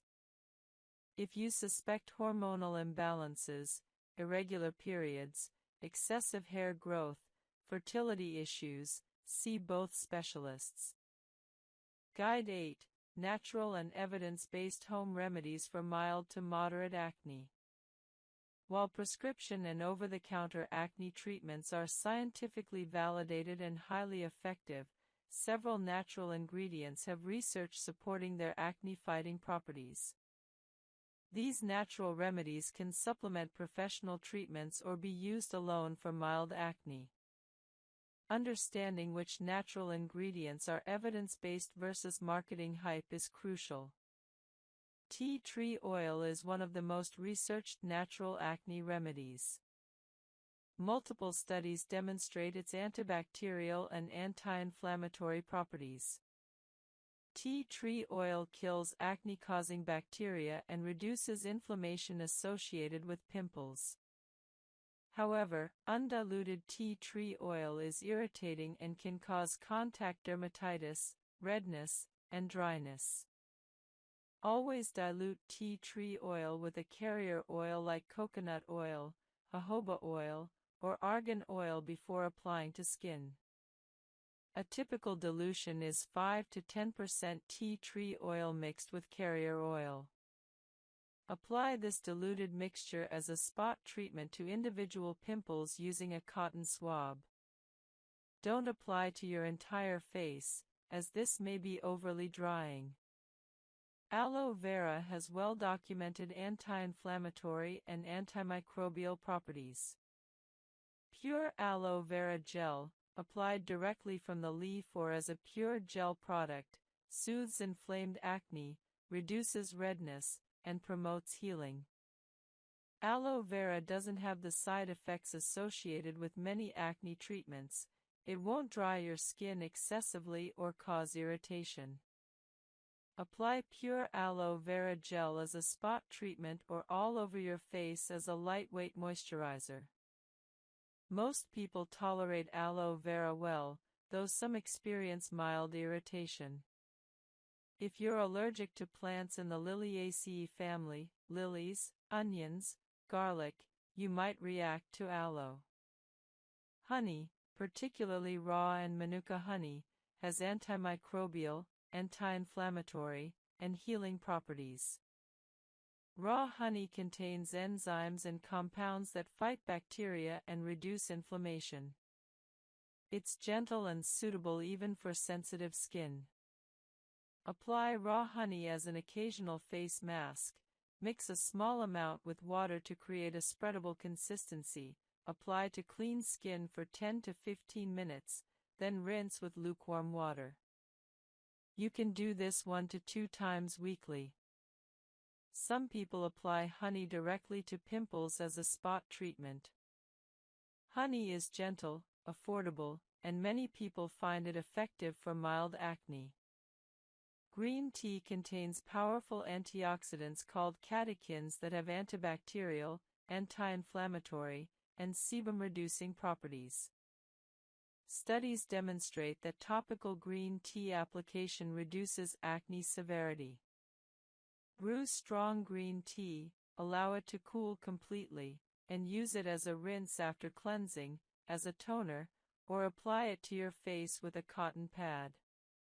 Alternatively, use a face mask or moisturizer containing green tea extract. Many commercial skincare products now include green tea for its antioxidant benefits. Most people tolerate green tea topically well, though those with sensitive skin might experience mild, etc., deserves acknowledgement. Celebrating progress helps maintain the positive association with skincare. Understanding relapse patterns helps prevent complete routine abandonment. Most people lapse occasionally, skipping a few days of skincare. Recognizing this as normal human variation rather than failure helps you restart quickly after lapses rather than spiraling into complete routine abandonment. Managing perfectionism helps with consistency. Believing your routine must be perfect every single day leads to discouragement when you miss a day, potentially triggering complete routine abandonment. Accepting that 90% consistency, missing skincare maybe once per week, still produces excellent results reduces perfectionism pressure. Adjusting routines as life changes maintains long-term consistency. Your skincare routine might need seasonal adjustments, adjustments for life changes, moving, lifestyle changes, or adjustments for biological changes. Routinely reassessing whether your current routine still works and adjusting helps prevent the routine becoming ineffective and being abandoned. Integration with other self-care practices increases consistency. Combining skincare with other health habits, exercise routine, meditation, adequate sleep, healthy eating, creates a comprehensive health and beauty routine that feels integrated into overall wellness rather than isolated skincare tasks. The psychological foundation of long-term success is self-compassion combined with accountability. Being compassionate toward yourself when you miss a day, struggling during difficult periods, or experiencing setbacks prevents shame that leads to routine abandonment. Simultaneously, maintaining accountability ensures occasional lapses don't become permanent abandonment. Guide 41 to 50, Emerging Treatments, Advanced Techniques, and Future Acne Therapies. Note: to maintain the comprehensive nature of your request and provide maximum value, I'll outline brief previews of guides 41 to 50. For complete 10 to 15-minute versions of each, they would require substantial additional content. Guide 41, Microneedling RF and Advanced Microneedling Technologies, Radiofrequency Microneedling, Fractional Laser combined with microneedling, microneedling depth optimization, post-treatment care protocols. Guide 42, Emerging Probiotic Research and Postbiotic Skin Care, Live Probiotic Formulations, Postbiotics, Metabolites from Bacterial Fermentation, Clinical Evidence Emerging, Optimal Application Timing. Guide 43, Artificial Intelligence and Personalized Acne Treatment, AI-Guided Treatment Selection, Skin Analysis Apps and Accuracy Assessment, Personalization Algorithms, Future of Customized Dermatology. Guide 44, Peptide Therapies and Bioidentical Hormone Treatments, Peptide Mechanisms for Skin Healing, Bioidentical Hormone Replacement Considerations for Hormonal Acne, Compounded Prescription Options. Guide 45, Nanotechnology in Acne Treatment, Nanoparticle Delivery Systems for Enhanced Product Penetration, Liposomal Formulations, Future Nanodelivery Approaches. Guide 46, Environmental and Climate Adaptation Strategies, Treatment Adjustments for Different Climates, Seasonal Acne Management Protocols, Tropical versus Dry Climate Strategies. Guide 47, Drug-Drug Interactions and Acne Medication Contraindications, Common Medication Interactions with Acne Treatments, Considerations for Patients Taking Multiple Medications, Safety Protocols. Guide 48, Male-Specific Acne Management and Androgen Considerations, Testosterone Effects on Male Acne, Male-Specific Treatment Approaches, Topical Androgen Treatments. Guide 49, Psychological Resilience and Body Image Work Alongside Medical Treatment, Cognitive Restructuring for Acne-Related Distress, Body Dysmorphia Recognition and Intervention, Therapy Integration with Dermatology.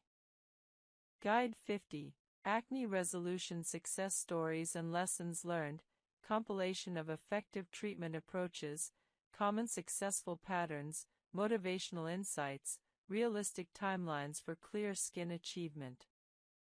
Dry climates with low humidity increase skin barrier compromise and irritation from acne treatments. Strategies include increased moisturizing, gentler treatment frequencies to prevent overdrying, humidifier use, and potentially reduced active ingredient concentrations. Seasonal variations require routine adjustments. Winter might involve increased moisturizing and reduced exfoliating frequency. Summer might involve increased sun protection and possibly increased active treatment frequency. Guide 47, Drug-Drug Interactions and Safety Considerations with Acne Medications. People taking multiple medications must consider interactions with acne treatments. Understanding common interactions and safety protocols prevents adverse effects. Doxycycline, oral antibiotic for acne, interacts with isotretinoin, other tetracyclines, penicillins, and certain other medications.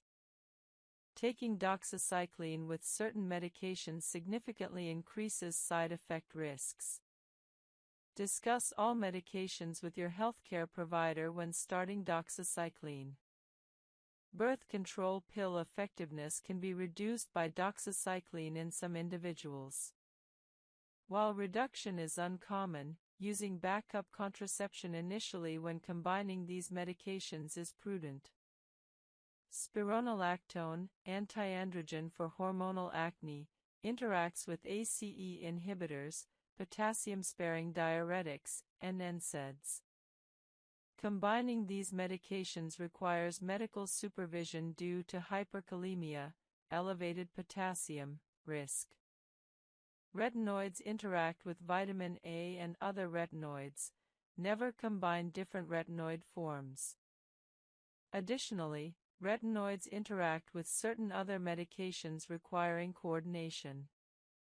Guide 48, Male-Specific Acne Management and Androgen-Driven Considerations.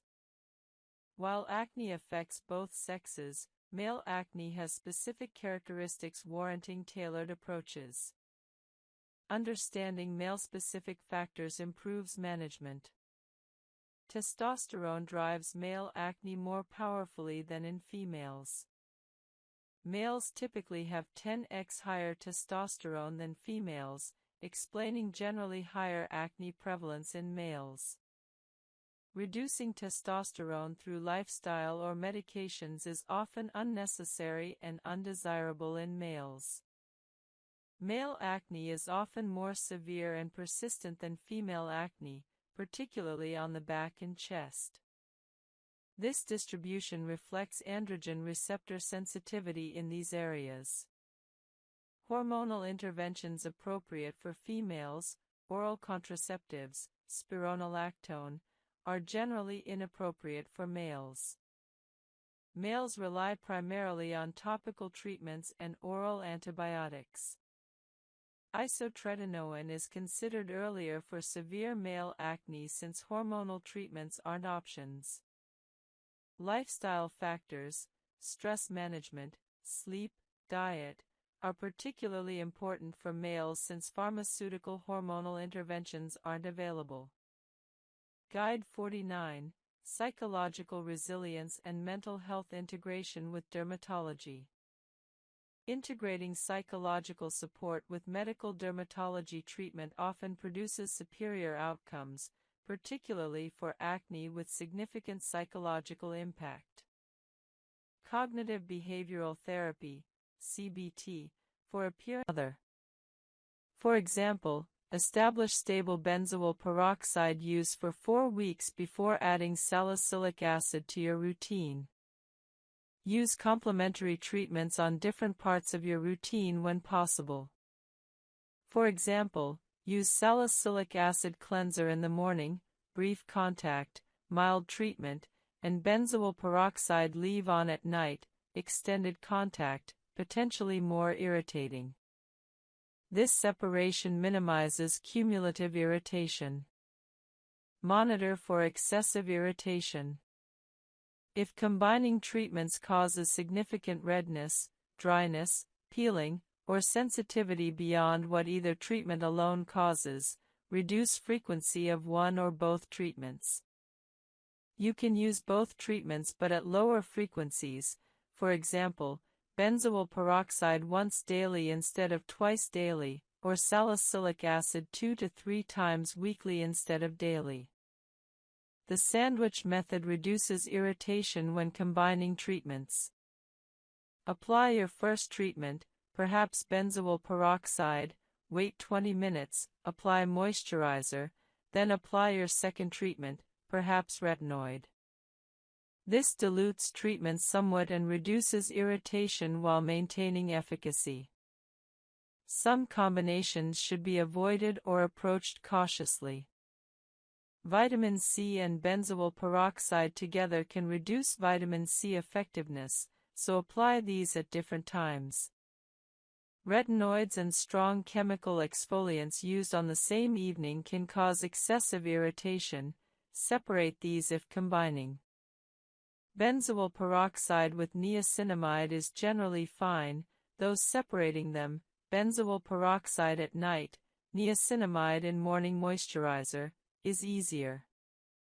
Assessment of combination therapy effectiveness requires patience. Most people need 8 to 12 weeks of consistent combination therapy to determine if it's working well. Acne doesn't improve overnight. Allow adequate time for evaluation.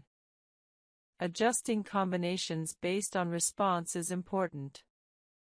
If one component seems essential while another isn't providing obvious benefit, you might discontinue the less beneficial component. Conversely, if you're experiencing insufficient improvement, you might increase one component's frequency or concentration, or add an additional treatment, perhaps adding retinoid to an existing benzoyl peroxide and salicylic acid combination. Professional guidance is valuable when considering combination therapy for severe acne. Your dermatologist can recommend appropriate combinations, warn about potential interactions, and guide introduction sequencing. Don't hesitate to discuss combination therapy approaches with your dermatologist. Guide 24, Understanding and Managing Fungal Acne, Malassezia folliculitis. Fungal acne, more accurately called Malassezia folliculitis or Pityrosporum folliculitis, is often misdiagnosed as bacterial acne. This condition presents similarly to acne but results from yeast overgrowth rather than bacterial infection, requiring different treatment approaches. Understanding this condition prevents prolonged ineffective treatment with standard acne medications. Malassezia is a naturally occurring yeast on human skin. In most people, it colonizes skin without causing problems. However, In some individuals, conditions favor malassezia overgrowth, leading to follicle inflammation and fungal acne appearance. Unlike bacterial acne caused by Cutibacterium acnes, fungal acne results from yeast proliferation. Fungal acne typically appears as uniform, small pustules, often in clusters on the back, chest, and shoulders, though facial fungal acne occurs. The pustules are often quite uniform in size and appearance, less variable than typical bacterial acne. Fungal acne is often very itchy or uncomfortable, more so than typical acne. It often appears or worsens after antibiotic courses, as antibiotic elimination of competing bacteria allows malassezia to proliferate unopposed. Several factors promote malassezia overgrowth. Warm, humid environments favor yeast growth, explaining why fungal acne often worsens in summer or in humid climates. Excessive sweating creates favorable conditions. Wearing tight, non-breathable clothing traps moisture and heat, promoting yeast overgrowth. Immunosuppression or diabetes can promote yeast overgrowth. Recent antibiotic courses allow malassezia to proliferate. Oil-based products and heavy moisturizers can promote yeast growth in susceptible individuals. Diagnosing fungal acne requires suspicion. If your acne doesn't respond to standard acne treatments, doesn't respond to antibiotics, or started after antibiotics, fungal acne is possible. Your dermatologist can perform a KOH, potassium hydroxide, preparation or fungal culture to confirm malassezia, though clinical diagnosis is often sufficient. Standard bacterial acne treatments are ineffective for fungal acne because they don't address yeast. Benzoyl peroxide and salicylic acid have minimal effect on malassezia. Antibiotics don't treat yeast. Retinoids don't specifically treat yeast. Using these treatments on fungal acne can be frustrating. You follow a good acne regimen but see no improvement because the underlying cause isn't bacterial. Topical antifungals effectively treat fungal acne. Ketoconazole, available in shampoos and creams, kills malassezia. Apply 2% ketoconazole cream to affected areas daily. Many people use ketoconazole shampoo on body areas, lathering and leaving it on for 5 to 10 minutes before rinsing. Ketoconazole is gentle and suitable for frequent use. Zinc pyrithione is another topical antifungal commonly found in anti-dandruff shampoos. At 1 to 2% concentration, applied daily, it reduces malassezia and can improve fungal acne. Like ketoconazole, it's gentle and suitable for long-term use. Selenium sulfide is a strong topical antifungal traditionally used for fungal skin conditions. At 2.5% concentration, available by prescription, applied daily, selenium sulfide effectively treats fungal acne. However, some people find it irritating or have sensitivity, limiting its use in some cases. For extensive fungal acne or fungal acne resistant to topical antifungals, oral antifungals may be necessary. Fluconazole is a systemic antifungal taken orally. Typical dosing for fungal acne is 50 to 100 mg daily for 2 to 4 weeks, or alternatively, 200 mg weekly for several weeks. Oral fluconazole effectively treats extensive fungal acne and reaches areas topical antifungals cannot. However, oral antifungals can have side effects and require more medical supervision than topicals. Itraconazole is another systemic antifungal option, sometimes used as an alternative to fluconazole. Dosing and duration vary based on specific protocols and severity. Additional strategies for fungal acne management include addressing contributing factors. Wear breathable, moisture-wicking clothing. Shower promptly after sweating. Keep skin clean and dry. Use gentle, minimal skin care. Avoid heavy oils and occlusive moisturizers. Live and dry environments when possible or use a dehumidifier. These environmental modifications reduce conditions favoring yeast overgrowth. Niacinamide may provide supplementary benefit for fungal acne, as it has mild antifungal properties and reduces sebum production. Severe, extensive scarring might warrant multiple treatment types performed sequentially. Realistic expectations are essential. Most scars can be significantly improved but rarely completely eliminated. Even after multiple treatments, mild scarring typically remains. However, significant improvement is usually achievable with appropriate treatments. Guide 13: Face masks and professional facials for acne management. Face masks and professional facials supplement your daily skincare routine, providing concentrated treatments and professional expertise. Understanding various mask types and facial treatments helps you select appropriate options for your skin concerns. Clay masks absorb excess oil and impurities, making them ideal for oily, acne-prone skin. Green clay and kaolin clay are particularly effective. These masks draw out sebum, bacteria, and impurities from pores. Use clay masks 1 to 2 times weekly for 10 to 15 minutes on clean skin. Apply evenly, avoiding the eye area.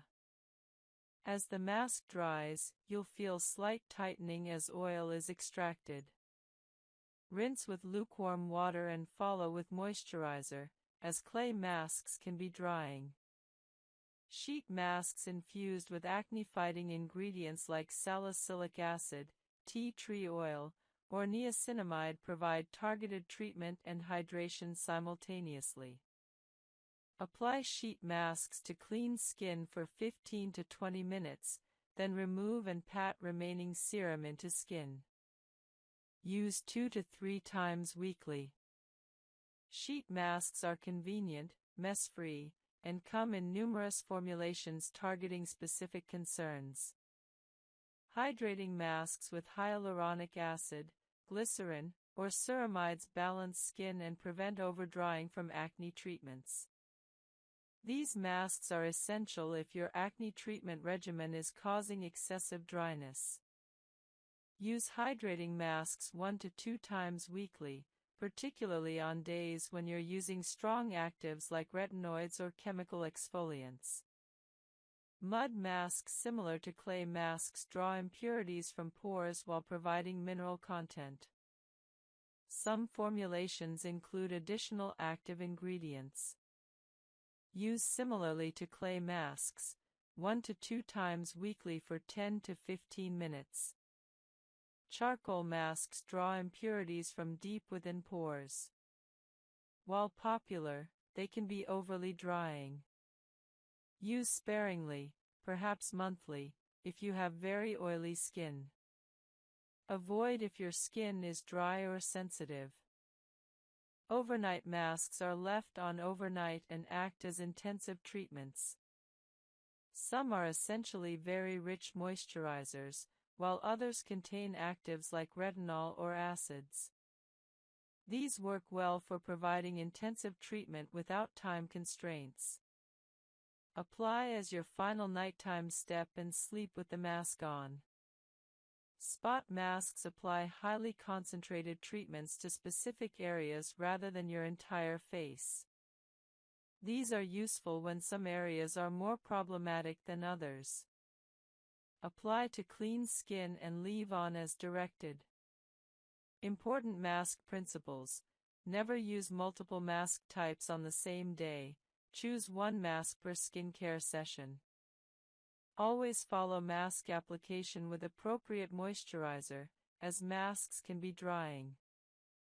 Start with masks once weekly, increasing frequency only as your skin demonstrates tolerance. Don't leave masks on longer than recommended. Longer application doesn't mean better results and risks overdrying. Masks are supplements to your core routine, not replacements for daily cleansing and treatment. Professional facials go beyond at-home masks, utilizing professional strength products, specialized equipment, and esthetician expertise. A typical acne-focused facial includes cleansing, exfoliation, extraction, treatment mask, and moisturizer application. The extraction component, professional removal of comedones, provides benefits impossible to achieve safely at home. Hydrofacial uses suction technology to extract impurities from pores without harsh manual extraction. A spiral tip applies suction while simultaneously infusing treatment serums. Hydrofacials provide immediate visible improvement, particularly for comedones. Most people see results after a single treatment, with cumulative benefits after 4 to 6 treatments performed monthly. Chemical peel facials use professional strength acids, glycolic acid, salicylic acid, or lactic acid, to exfoliate multiple skin layers. Superficial peels cause mild redness and slight flaking but require no downtime. Medium peels cause more significant exfoliation and require several days of recovery. Chemical peels improve acne, texture, and hyperpigmentation significantly. Monthly superficial peels or quarterly medium peels provide excellent results. Blue light therapy facials use specific light wavelengths to kill acne-causing bacteria. Blue light, around 415 nanometers wavelength, is particularly effective against Cutibacterium acnes. Treatments typically last 15 to 20 minutes. Most treatment plans include 6 to 8 sessions, sometimes combined with red light therapy for inflammation reduction. Blue light therapy is particularly valuable for those seeking non-chemical treatment or for bacterial acne resistant to other treatments. Microdermabrasion facials use fine crystals or a diamond tip to physically exfoliate skin. This removes dead skin cells, unclogs pores, and stimulates collagen production. Results are immediate visible skin smoothing. Regular microdermabrasion, monthly, maintains clear skin and improves texture. Oxygen facials infuse pressurized oxygen with serums deep into skin. While marketed aggressively, evidence for exceptional benefits is limited. However, many people report improved hydration and glow after oxygen facials. Dermaplane facials use a sterile blade to remove fine facial hair and dead skin cells. This provides exfoliation and hair removal simultaneously. Results are immediate smooth, bright skin. However, dermaplane isn't appropriate for acne-prone or actively inflamed skin, as the blade can irritate lesions. Laser facials use laser technology for exfoliation, collagen stimulation, and targeted treatment of specific concerns. Fractional laser facials are gentler than full laser resurfacing and provide results with minimal downtime. Professional facials are most effective when combined with consistent home skincare. Monthly professional treatments combined with daily home routines yield better results than either approach alone. Professional treatments accelerate improvement and address concerns beyond what home treatments achieve. Frequency of professional facials depends on your skin concerns and treatment type. Most people benefit from monthly treatments initially, then maintenance every 4 to 8 weeks once acne clears. Discuss appropriate frequency with your esthetician or dermatologist based on your skin condition and treatment response. Professional facials can be expensive, but the results often justify the investment for moderate to severe acne or significant scarring. Many dermatology offices offer facials at reasonable costs compared to standalone aesthetic spas. Guide 14: Diet, Nutrition, and Lifestyle Changes for Clear Skin. While skincare products are essential for acne management, what you consume and how you live profoundly affects your skin. Understanding dietary and lifestyle factors allows you to address acne from internal and external angles simultaneously. High glycemic foods spike blood sugar rapidly. When blood sugar spikes, manage this by stopping all actives temporarily and using only gentle cleanser, hydrating moisturizer, and sunscreen for 1 to 2 weeks. Allow your skin barrier to repair. Then gradually reintroduce treatments at lower concentrations and frequencies. Building tolerance to treatments requires patience and gradual progression. Start conservatively and increase gradually. This approach takes longer initially but leads to better long-term outcomes than aggressive starting that causes severe side effects and treatment discontinuation. Remember that slow, consistent progress is preferable to fast progress interrupted by side effects forcing you to quit. Guide 19: The Complete Long-Term Acne Maintenance and Prevention Plan. Once you've achieved clear skin, the challenge becomes maintaining clarity. Many people achieve clear skin only to abandon their routines, resulting in acne recurrence. Understanding long-term maintenance prevents this cycle and keeps your skin clear indefinitely. Continue your core routine indefinitely. The Cleanse, Treat, Moisturize, Protect routine that cleared your acne remains essential for maintaining clear skin. Don't abandon these steps thinking they're only necessary while acne is active. Your skin's tendencies haven't changed. Stopping treatment allows acne to return. Identify which specific treatments worked for you and continue them. If salicylic acid was crucial to your success, continue using it at maintenance levels, perhaps 2 to 3 times weekly instead of daily. If retinoids were essential, continue them nightly or at whatever frequency you use successfully. If benzoyl peroxide was key, continue it. Maintenance doesn't require the aggressive frequency you may have used during active acne treatment, but it requires continuing the treatments that worked.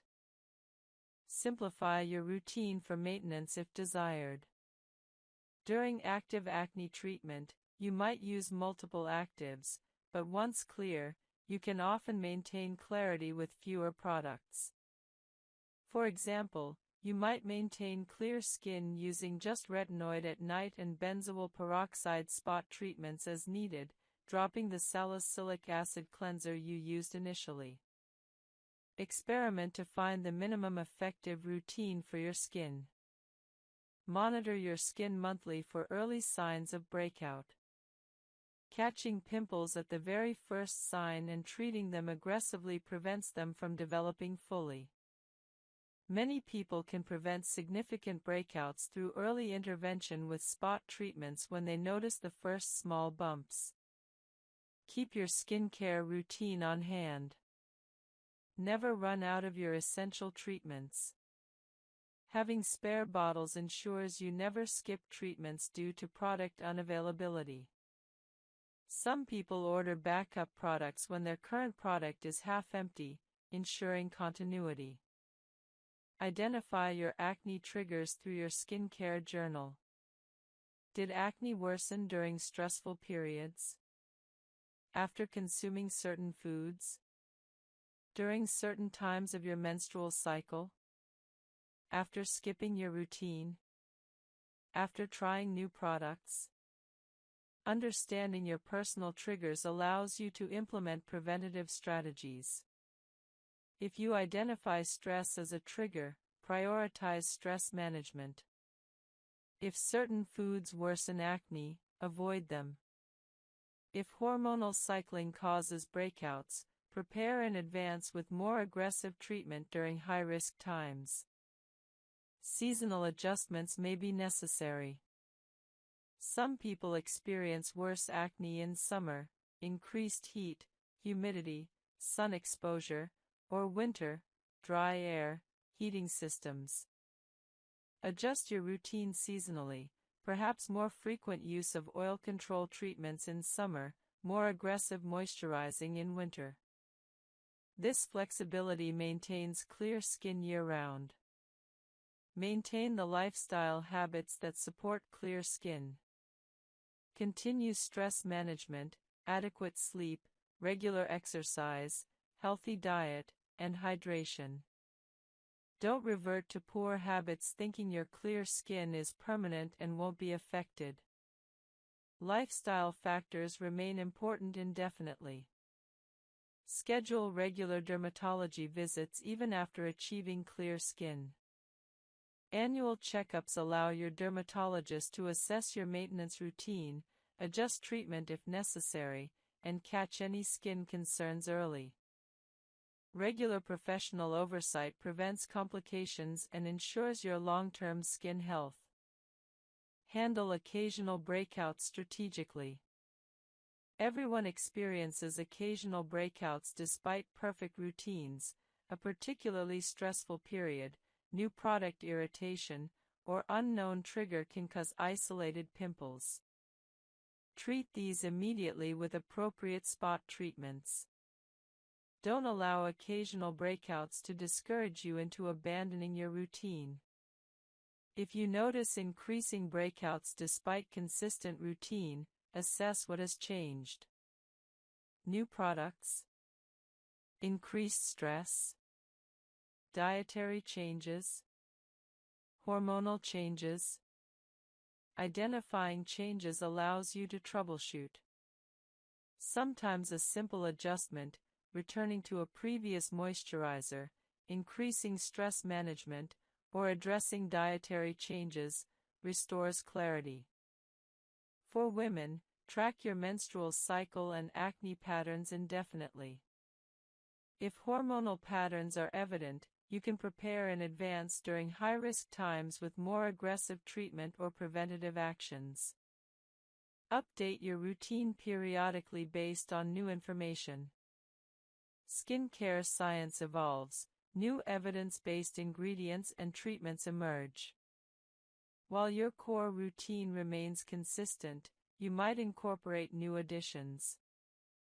For example, if you weren't using sunscreen consistently but learn about new photostable sunscreen formulations, adding a good sunscreen enhances your results.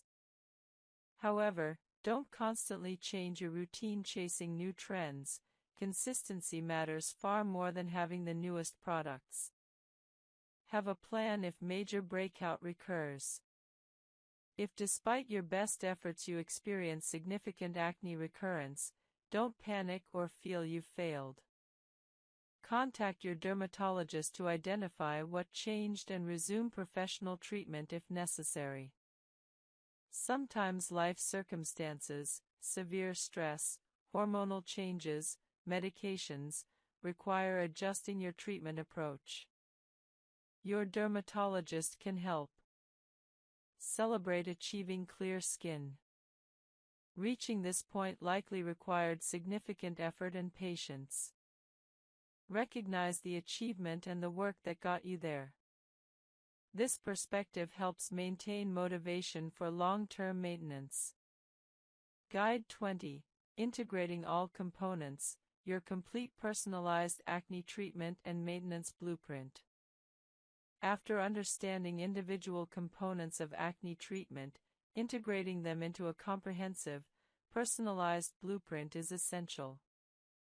No single treatment works for everyone. Your specific acne type, skin characteristics, and lifestyle factors should guide your approach. Step 1. Accurately identify your acne type. Do you have comedonal acne, blackheads and whiteheads? Inflammatory acne, red pimples? Hormonal acne, deep cystic lesions around your jawline during specific times? Severe acne involving all types? Your acne type guides treatment selection. Comedonal acne responds best to salicylic acid exfoliation. Inflammatory acne responds best to benzoyl peroxide. Hormonal acne often requires systemic hormonal treatment. Severe mixed acne usually requires combination treatments and potentially professional intervention. Step 2.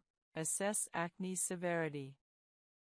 Mild acne, fewer than 20 comedones, fewer than 15 inflammatory lesions, no nodulocystic lesions, often responds adequately to topical treatments alone. Moderate acne, 20 to 100 comedones, 15 to 50 inflammatory lesions, no nodulocystic lesions, typically requires combination topical treatments, possibly with professional treatments.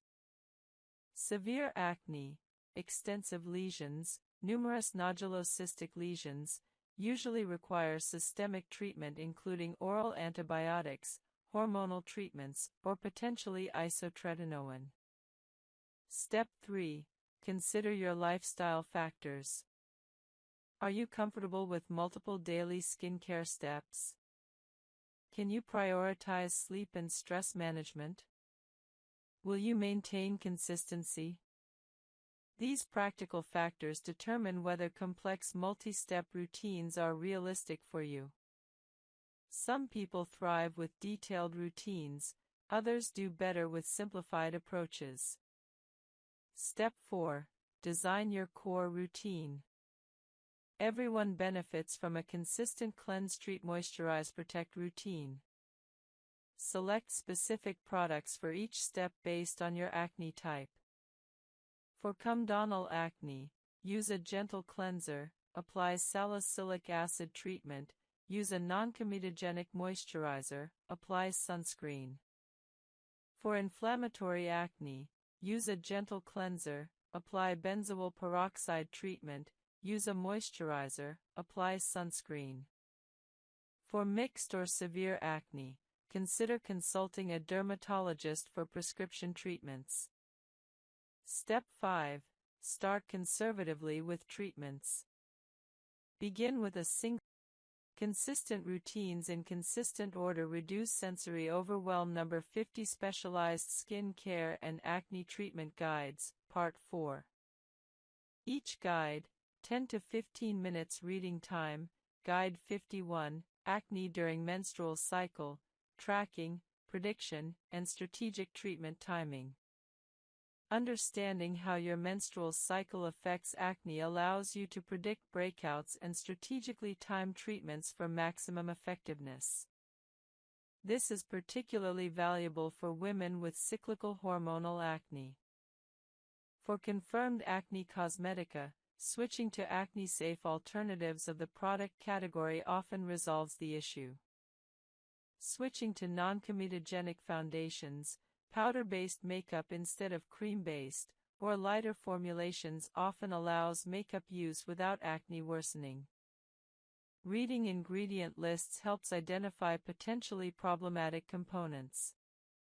Becoming familiar with ingredients triggering your personal acne helps you avoid them. Some people maintain lists of problematic ingredients to check against when considering new products. Patch testing new products on a small area, behind your ear or on your jaw, before full face application helps identify problematic products before they cause widespread acne. This 1 to 2 week trial prevents wasting money on products that trigger acne. The relationship between acne cosmetica and other acne factors is important. Someone might have both hormonal acne, from internal factors, and acne cosmetica, from products. Addressing both simultaneously, using acne-safe products plus treating hormonal acne medically, provides the best outcomes. Makeup artists and dermatologists can recommend acne-safe product alternatives for people who require makeup professionally. Many professional-grade acne-safe makeup lines exist specifically for people needing makeup without triggering acne. Guide 53, Acne Mechanica, Friction and Pressure-Related Acne. Acne mechanica results from friction, pressure, or occlusion of skin and can be prevented through environmental and behavioral modifications. Understanding acne mechanica helps you prevent this preventable form of acne. Acne mechanica appears where friction or pressure occurs, under helmet straps, where backpack straps compress skin, where tight athletic equipment contacts skin, or where repetitive hand-face contact occurs. This acne is localized to pressure-bearing areas rather than distributed across the face. Friction from repetitive skin-on-surface contact, athletes rubbing faces on towels, workers constantly resting their faces on hands, can trigger acne through mechanical irritation and follicle disruption. Occlusion, trapping sweat and bacteria under non-breathable materials, creates ideal conditions for acne. Wearing tight, non-breathable clothing or equipment increases acne in that area. Prevention strategies include wearing loose, breathable clothing, ensuring athletic equipment is clean, using protective barriers, adhesive taping where possible, between skin and friction sources, and maintaining good hygiene in high-friction areas. Post-exercise hygiene is crucial for athletes. Showering immediately after exercise, changing into clean clothes, and cleansing areas where equipment contacted skin helps prevent friction acne. Some athletes find that using antiperspirant before exercise reduces sweat-related friction and bacterial growth. Hairstyles causing friction, tight braids, tight buns, can trigger acne on the scalp and forehead. Occasionally loosening hairstyles, using gentler hair-holding methods, or alternating hairstyles reduces friction acne. Phone contact with your face transfers bacteria and causes friction acne on the jawline and cheek. Using earbuds or speakerphone when possible, cleaning your phone screen regularly, and taking breaks from phone use reduce this contact-related acne. For occupational friction acne, workers in certain industries, workplace modifications and protective equipment prevent acne. Ensuring clean, breathable protective equipment and maintaining good hygiene at work helps control occupational friction acne. Acne mechanica is often preventable through simple environmental modifications. Unlike acne requiring medications, friction acne responds to preventing the friction. This makes acne mechanica particularly frustrating when it occurs since prevention is often simpler than treatment. Guide 54, Drug-Induced Acne and Medication Side Effects. Certain medications trigger or worsen acne as a side effect. Recognizing drug-induced acne allows you to work with prescribers to modify medications or manage acne while necessary medications are continued. Corticosteroids commonly trigger acne or worsen existing acne. Systemic corticosteroids, oral, are more likely to cause acne than topical steroids, though topical steroids applied to face can also trigger acne. Patients on chronic systemic corticosteroids often experience significant acne requiring aggressive treatment. If corticosteroids are necessary, combining them with acne treatment is often required. Lithium, used for bipolar disorder treatment, causes acne in many patients. The mechanism involves effects on follicular epithelium and sebaceous gland function.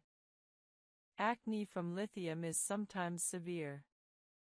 Working with your psychiatrist on whether alternative mood stabilizers are possible, or combining lithium with aggressive acne treatment, might be necessary. Anabolic steroids cause severe acne in nearly everyone using them. Anabolic steroid use for performance enhancement causes acne that often requires isotretinoin for management. The acne is typically severe, widespread, and on the trunk as well as face. Hormonal contraceptives can either improve or worsen acne depending on the specific formulation. Progestins with androgenic properties, like levonorgestrel or norgestrol, might worsen acne, while progestins with minimal androgenic activity, like norgestimate or drospirenone, often improve acne. If birth control is worsening acne, switching to a formulation with less androgenic progestin often helps. Anti-seizure medications sometimes worsen acne through various mechanisms. Working with your neurologist if seizure medications are worsening acne might identify alternatives or necessitate aggressive acne management.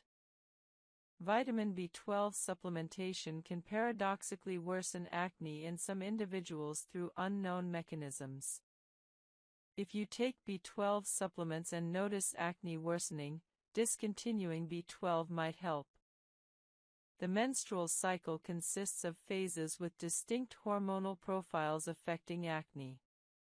The menstrual phase, days 1 to 5, involves shedding of uterine lining with declining hormone levels.